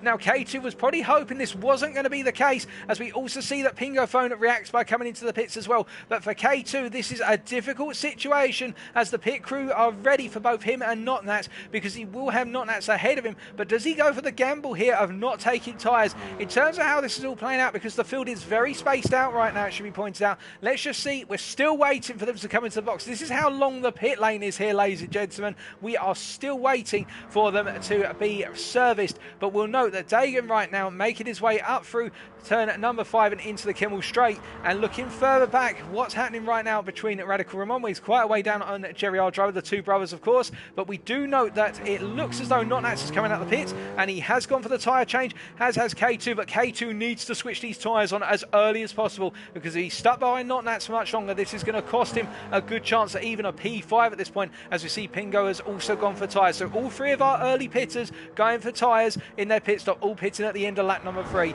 And now we're moving on to lap number 4, as we see Pingo's giving himself a nice bit of clear track. In fact, he's managed to get himself... Oh, and there's been... Oh, what's happened ahead? There is a car spun out here, as we see. Is that K2? Did he put it in the wall? Let's find out. So as we jump on board here, we're going to see K2 go up through turns 3, 4 and 5. And does he just simply get caught out on the cold tyre here? He has a lot of pace, but the car just sipes away at him, and the rear end gives in, and he goes out on the grass. And that's those cold tyres and the dirty air there of Notnats' car in front. And that, I think, for K2 is effectively his chance of a podium scrapped now, unless anybody else up front makes a major error. But K2 not in a good place. It's a disaster, and I do think right now this means that Peachy is definitely on course to win this one and pick up 3 wins back-to-back tonight, as we do see that Dagan is getting closer to the back of H-Boss. And we also say hello to Olaf and Robert in the chat right now, and Vox Bacchus as well. But then we focus back on the racing, of course, and we see that Golden Dagan versus H-Boss, they're both so close to one hour out on circuit. But remember, these two right now are very wary of the fact they can't afford to lose time fighting one another, and H-Boss in particular has shown that, and Dagan to an extent has shown that as well. Both of them very savvy, so as they come up towards Blanchimont, I think H-Boss is going initially defensive to try and get the message through to Dagan. Look, there's no point fighting this. We may as well just race together and try to run it along. But H-Boss, in fact, running off of the Blanchimont corner there, and Dagan going to the inside as Picciola comes into the pits at the end of lap 4. So he's splitting the race in two, and H-Boss will cut back out a bus stop here. They are going to fully commit to the fight, and Smithy's into the pits as well. So in fact, H-Boss and Smithy splitting strategies here, and that means that effectively Smithy's is going to be helped to get P2 overall, because Smithy's has come into the pits, but his teammate and the guy he's battling with have not, as we also see Trouser do into the pits. H-Boss and Dagan still side by side into La Source. This is great battling from the pair of them right now. Great respect shown between the pair of them as they make their way out of La Source and now charge their way through 2 and up towards the hill once they go again. And it is Boss who's just made it ahead of Dagan right now. As we see Luke is also in the pits, and did Picciola go for a tyre change? He did. We also see that we have got Smithies, who I believe has gone for that tyre change. We'll come back to the other drivers in a second, as oh, what's happened to Dagan here? Something's gone horrifically wrong, and let's find out. Suzu's coming up the hill here. He's got a face full of H-Boss in front of him. That's a whole waft of dirty air here. Does he just push it a little too hard through turn 4? He gets it initially straight, but then the car just steers away from him, and he was just trying to hold too close, I feel, there. But he does manage to get the car pointed as quickly as possible, and he can still race, but that is going to cost him a lot of time and drop in positions in terms of those who've pitted, as we see Smithies has made that tyre change, of course, and Notnats, of course, has made a tyre change as well with all the pit stops, and we see Trouser Doom as Jerry R driver gets it very wrong there, and as a result spins out. And what about Pingo Phone? I'm not sure what's happened to Jerry R driver. Pingo Phone went wide, and that's why he's burning the penalty, and Trouser doing going for that pit stop. And Jerry R driver, well, he's pushing on right now, but that mistake, that's going to be fatal. And K2 with that mistake is now down in P9, and he's been jumped by so many drivers here, and he's effectively got to try and find his way back into the top top 5 I should say, let alone the podium right now. As Ramon, did he pit on that lap? No, he did not. He's continuing around, and Luke, who pitted of course, is on a fresh set of tyres. So everybody who has pitted has gone for a fresh pair so far, and it's definitely proven valuable. But let's find out what happened to Jerry R driver going through Eau Rouge and Radion. So as he makes his way up the hill here, we're going to see, I think it's going to be a similar case of what happened earlier on to Dagan. As he makes his way through 4, the rear end just gives way, and then the car just does not want to cooperate, although Jerry R driver got it under control there. That's some really good catch work by Jerry R driver, just feeding the steering back in, but that could have been near close to fatal in terms of his chances of points, as we see K2 battling with his teammate now as they make their way down, and Jerry R driver immediately lifting out, I think knowing that they can't afford to fight one another, because right now they're going to be losing huge points in the Constructors' Championship, of which they are competing for that top spot. Of course, they were the leaders going into tonight's round, but that could all change given the fact they're both in P8 and P9 right now, and it's not where they want to be. As HBoss comes into the pits, and Dagan, does he also respond? He does indeed. He's come into the pits because we're not seeing his car pass us, so that means that Picciola will be picking the race lead back up once he makes his way through, and they finish their pit stops right now, and I think it's going to be Peachy's all the way to the checkered flag, assuming he doesn't do anything wrong, and it may be the same for Smithies. I think for Smithies here, he's got a very nice run right now in terms of his overall pace, and he's just got to continue putting in the solid laps, and if he can do so, I think a P2, a very comfortable P2, is on the cards as he makes his way up towards the source. And let's wait and see if we do see Dagan or HBoss in his rear view mirror, or do one of them decide not to go for the tyre change here. Will Smithies makes his way out, and as Notnats now comes down, will it be the case that Notnats jumps up? Well no, HBoss is coming out of the pits here, and HBoss takes on a tyre change, but what happened to Dagan? Has he made a mistake? Well, he did have that mistake earlier. My sincere apologies. He did make that mistake earlier, so that's why he's dropped a bit further down. But he's in P5 still, and in fact, he's not that far back, and he's only 3 seconds down from Notnats. So Dagan could still get a P4 come the end of this. But HBoss, with that battling with Dagan, he has now opened up a gap to Smithies of what is about 4.5 seconds once they get up to Lake Om. And as a result of that, Smithies could just afford to cruise along. And I think at this point, HBoss will probably be telling his teammate, if there are comms to one another, look, there's no point fighting,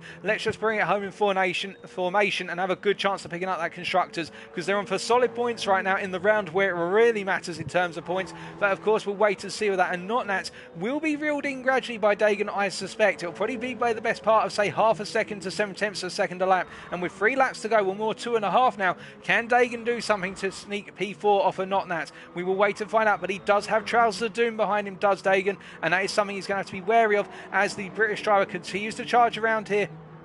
And we see that Pingo Phone has really been reeled in with K2. Well, K2 taking that early pit stop after everything went wrong, and Pingo Phone continues to make his way around. And the Austrian really struggling right now for grip, despite being on those tyres. I believe, well, in fact, Pingo Phone, I don't think he has pitted yet, the Austrian. And as a result, has continued to go around. I think he's the only driver, apart from Ramon in the rear of your camera shot there, you can see him further back, who hasn't pitted. So as a result of this, Pingo really battling against lost time as he makes his way through 12 and comes down towards 13. Now, will he defend versus K2? He looks to defend initially, but then he thinks about it again, and K2 looks to the inside here. I think Pingo was just trying to hold the middle of the road there in order to block off K2, but I think K2's found a way through as they make their way through turn 14. A little bit of contact there once again, and now they come down towards Stavlo. Pingo on the inside. K2 looks for the cutback, and he gets the momentum initially, but then he's blocked by Pingo on the apex there, so there's no way through for the Dutch, but as the Austrian continues to hold on, he's literally trying to make K2 waste all of his tyre grip as much as possible right now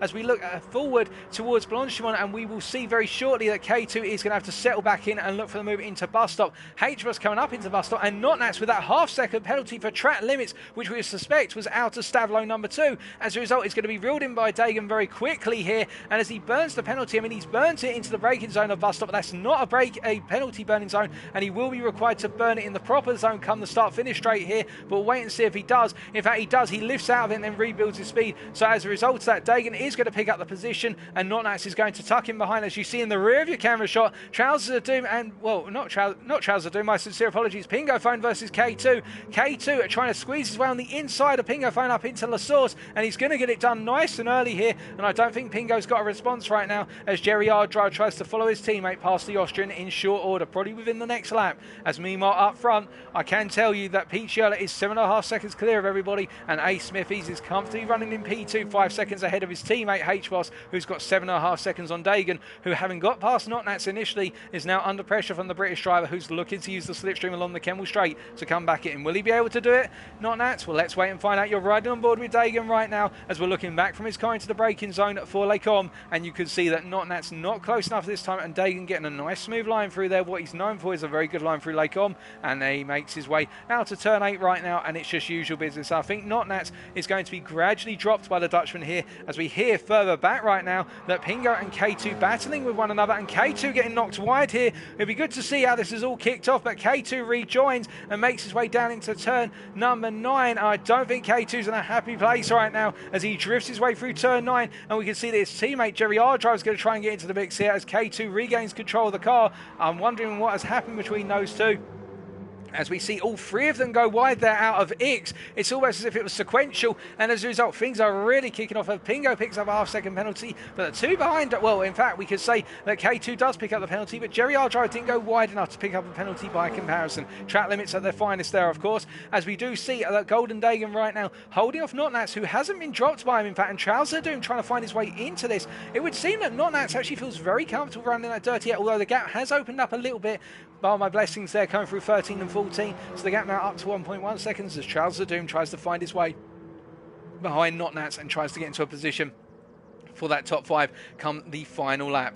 But we're going to take a quick look back at what happened to Jerry Ardriver, who is right now, I believe, battling with his teammate. The 2 of them going side by side coming out of Stablo, and Jerry Ardriver there getting ahead of K2 has to burn a penalty, and he will close up to Pingo Phone, who burnt a penalty there. So in fact, we're not going to look back immediately. I think there could be an opportunity of a move coming on here as Pete Yellow has gone on to our final lap, ladies and gentlemen. But will Pingo have enough momentum here? Jerry Ardriver getting ever closer to the back of the Austrian. I think the move's going to be on down to the bus stop. It's going to be Jerry on the left. It's going to be Pingo on the right. Pingo's going to have to defend to the outside and then come back on the inside for the final corner. He does so, but Jerry Ardriver tries to shut the door, but Pingo's still there, and the Austrian holds on, and Jerry Ardriver takes the escape road there, but Pingo trying to defend as much as he possibly can. He was there. He can't disappear, of course, but I think Jerry Ardriver was hoping that Pingo would just lift out of it, but it wasn't to be the case. Pingo really holding on to this right now, and in fact, my apologies, folks, Pingo did pit right towards the start of our pit stops, although there you can see got on the power too soon as it actually spun out, and then Jerry Ardriver as well spinning out.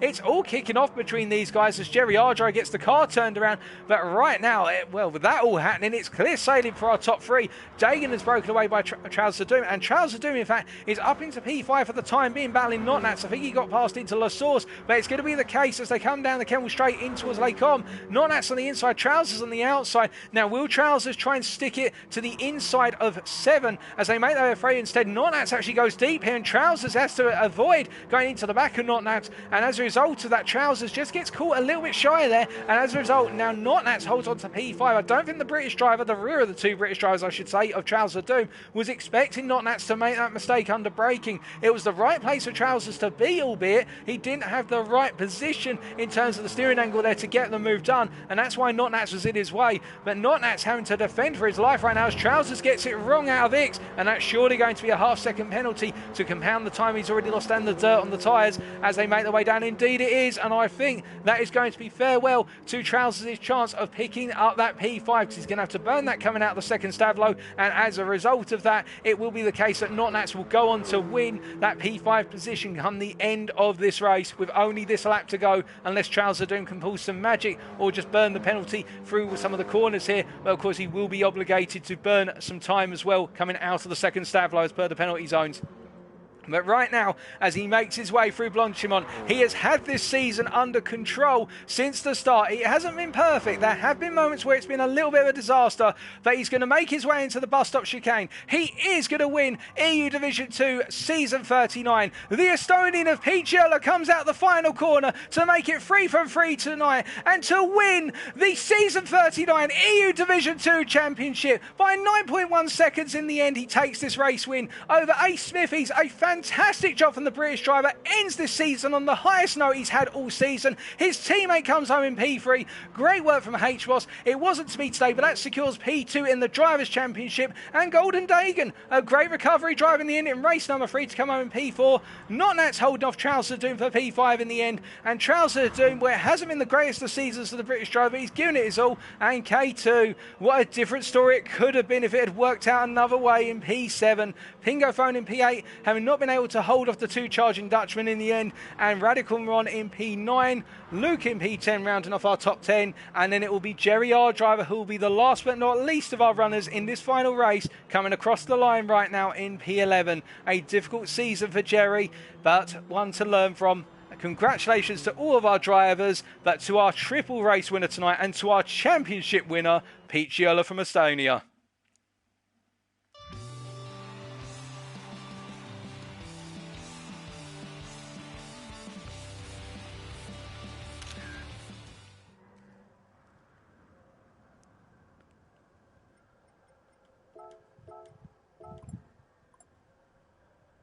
What a cracking way to end tonight's races. And there's your race results, of course, subject to any stewards' inquiries. Picciola bringing home the win by 9 seconds in the end, showing how important it was to break away from the field and avoid the fighting on lap number 1. Ace Smithies there with a P2, his best result of the entire season. He went into this season, I think, dreading the combination, and he's come out of it with a fantastic result. And his teammate HBoss will be very pleased with that, picking up that podium, a P3, cementing his P2 overall in the Drivers' Championship. And I do think that may be enough for HBoss and Smithies to walk away with the Constructors in the end, but we'll find out that later when everything's totted up and tallied. Golden Dagan with a P4 there, and Not Nats with a P5. He'll be best pleased with that one. K2 on lap number 5 with the fastest lap, a 2:38.0. A phenomenal lap, a tyre shredder lap, but it just wasn't to be to K2 today. But what a cracking season, and well, what a crazy EU Division 2 it was in the end. But there are your race results. If you give me 2 seconds, ladies and gentlemen, in order to enter these results into our tracker, I can give you the updates with regards to finishing positions, subject to any stewards' inquiries, of course. In fact, I don't think I'm going to be allotted the time to do that. So as a result of that, we're going to be getting straight into King of the Karts.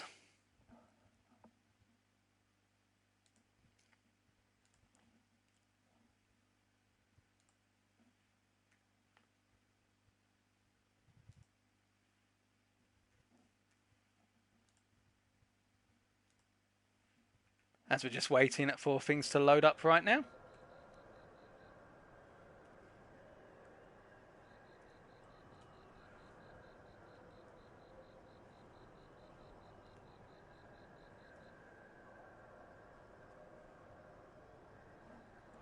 In fact, we will need to ready up and also flip our camera around, I believe. Yep, we will need to flip that camera around. There we go.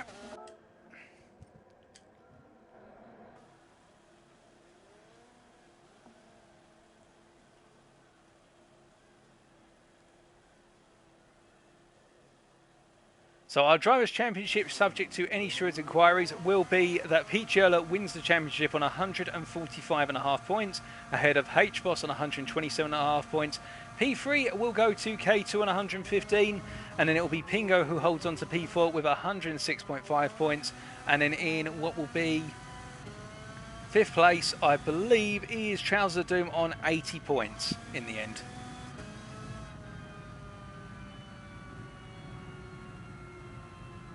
As we say hello to Kundo. But a cracking job done. Going for P1. I'll try my best to go for P1 in King of the Karts.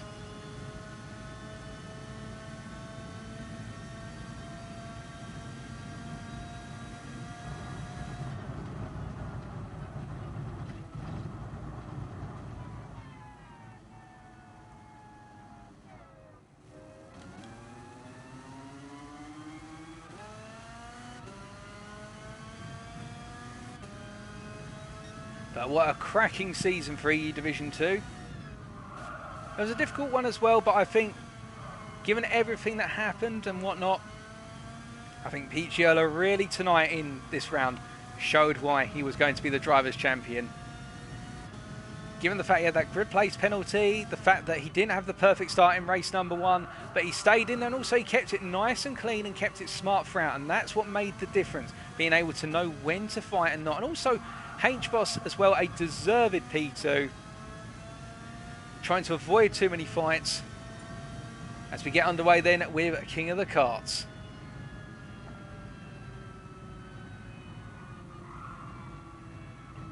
Here we go then. And for those wondering why does the stream quality drop when I do King of the Karts, it's because I don't have the best of internet connections, and remember, when I'm riding on board and we look at the ground, i.e. the tarmac and that, the stream is trying to upload all that tarmac and all the little bits as quickly as possible, so the stream quality drops because there's more information compared to when we're in commentator view. We've got the external cameras. That's why the quality seems to fall apart when I do King of the Karts. I could improve it if I was doing 720 60p rather than 1080 30 FPS. But I had to change the stream quality literally for King of the Karts, and well, I think we can all afford a few bits of 8-bit view there as we get knocked a little bit wide through what is La Source. Just lift off the throttle there to make sure the car doesn't jump. Only get one lap here, so we've got to do it smart. Jerry Ardra, well, a number of them go for the cheeky, using the pit line there to escape having to do the corner.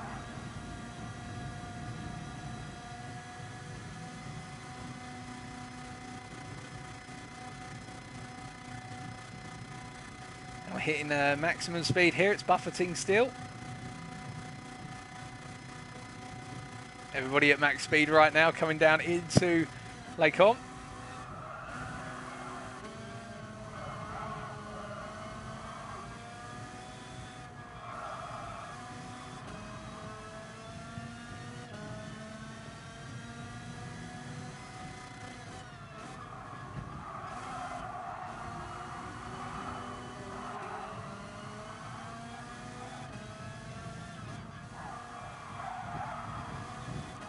I thought Pingo might have cut my nose off there, that's why I let him take the place.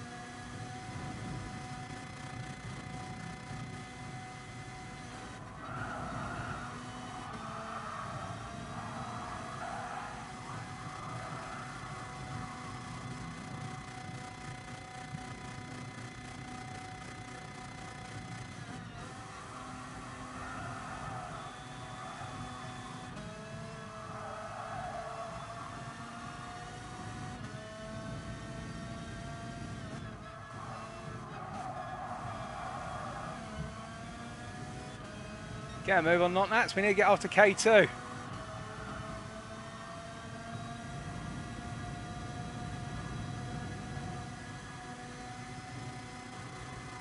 Oh Lord, we're all going to be coming through Blanchimont and then into bus stop. This is going to get bloody.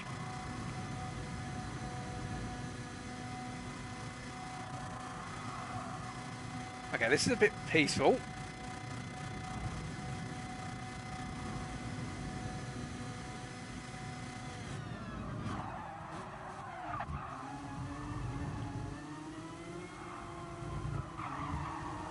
Oh no! Everybody just forming a traffic jam. Oh, what a way to end. Everyone just parking it up on the final corner.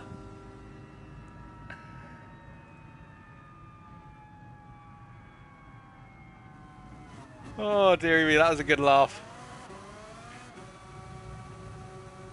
Yeah, that's King of the Karts EU Division 2, round number 3.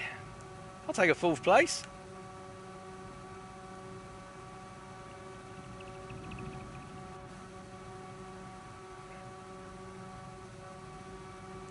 But you could see there how everybody sort of coming up through the second part of bus stop. They're sort of, no, after you, I'll let you take the apex line so that way I can get the better launch of your slipstream.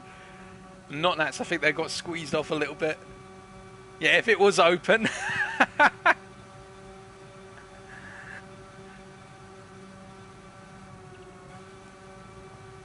Indeed, Irk, but unfortunately it wasn't to be today as I've now got P3.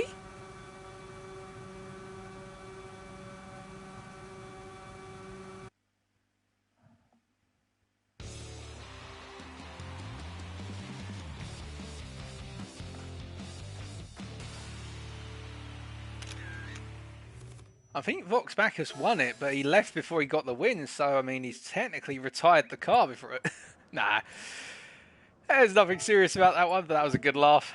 But there's the official race results, Vox. Remember, you never took part in this one. I only joking, dude. It should be Vox Bacchus at the top there who got the win, then Pete Yerler, then Smithies, followed by myself, then K2 for the top 5. Ah, you got disconnected, Bacchus. No wonder. I was going to say, what on earth happened there? You wouldn't want to throw away a win. Oh, but what a cracking one. Well, with that, ladies and gentlemen, that's going to be it for EU Division 2 Season 39. That's all 3 rounds complete. But we're not quite done yet with Season 39. Do keep in mind, we've got NA Division 2 later tonight when our American contingent go racing here at Spa-Francorchamps, and then come back the same time tomorrow night for the final division of the season. That's EU Division 3. We kick off the show at 19:30 British Summertime or UTC +1. The action's going to be fast and it's going to be furious. You'll want to be there for it. Until then, I've been your host, Paul TX141 Walsh, also known as Britain a Spit. And if you have enjoyed the stream, be sure to let me know and also subscribe for future GT Sport commentaries. But until tomorrow, stay safe, stay well, stay smiling, but most importantly, remember to stay on track. Good night.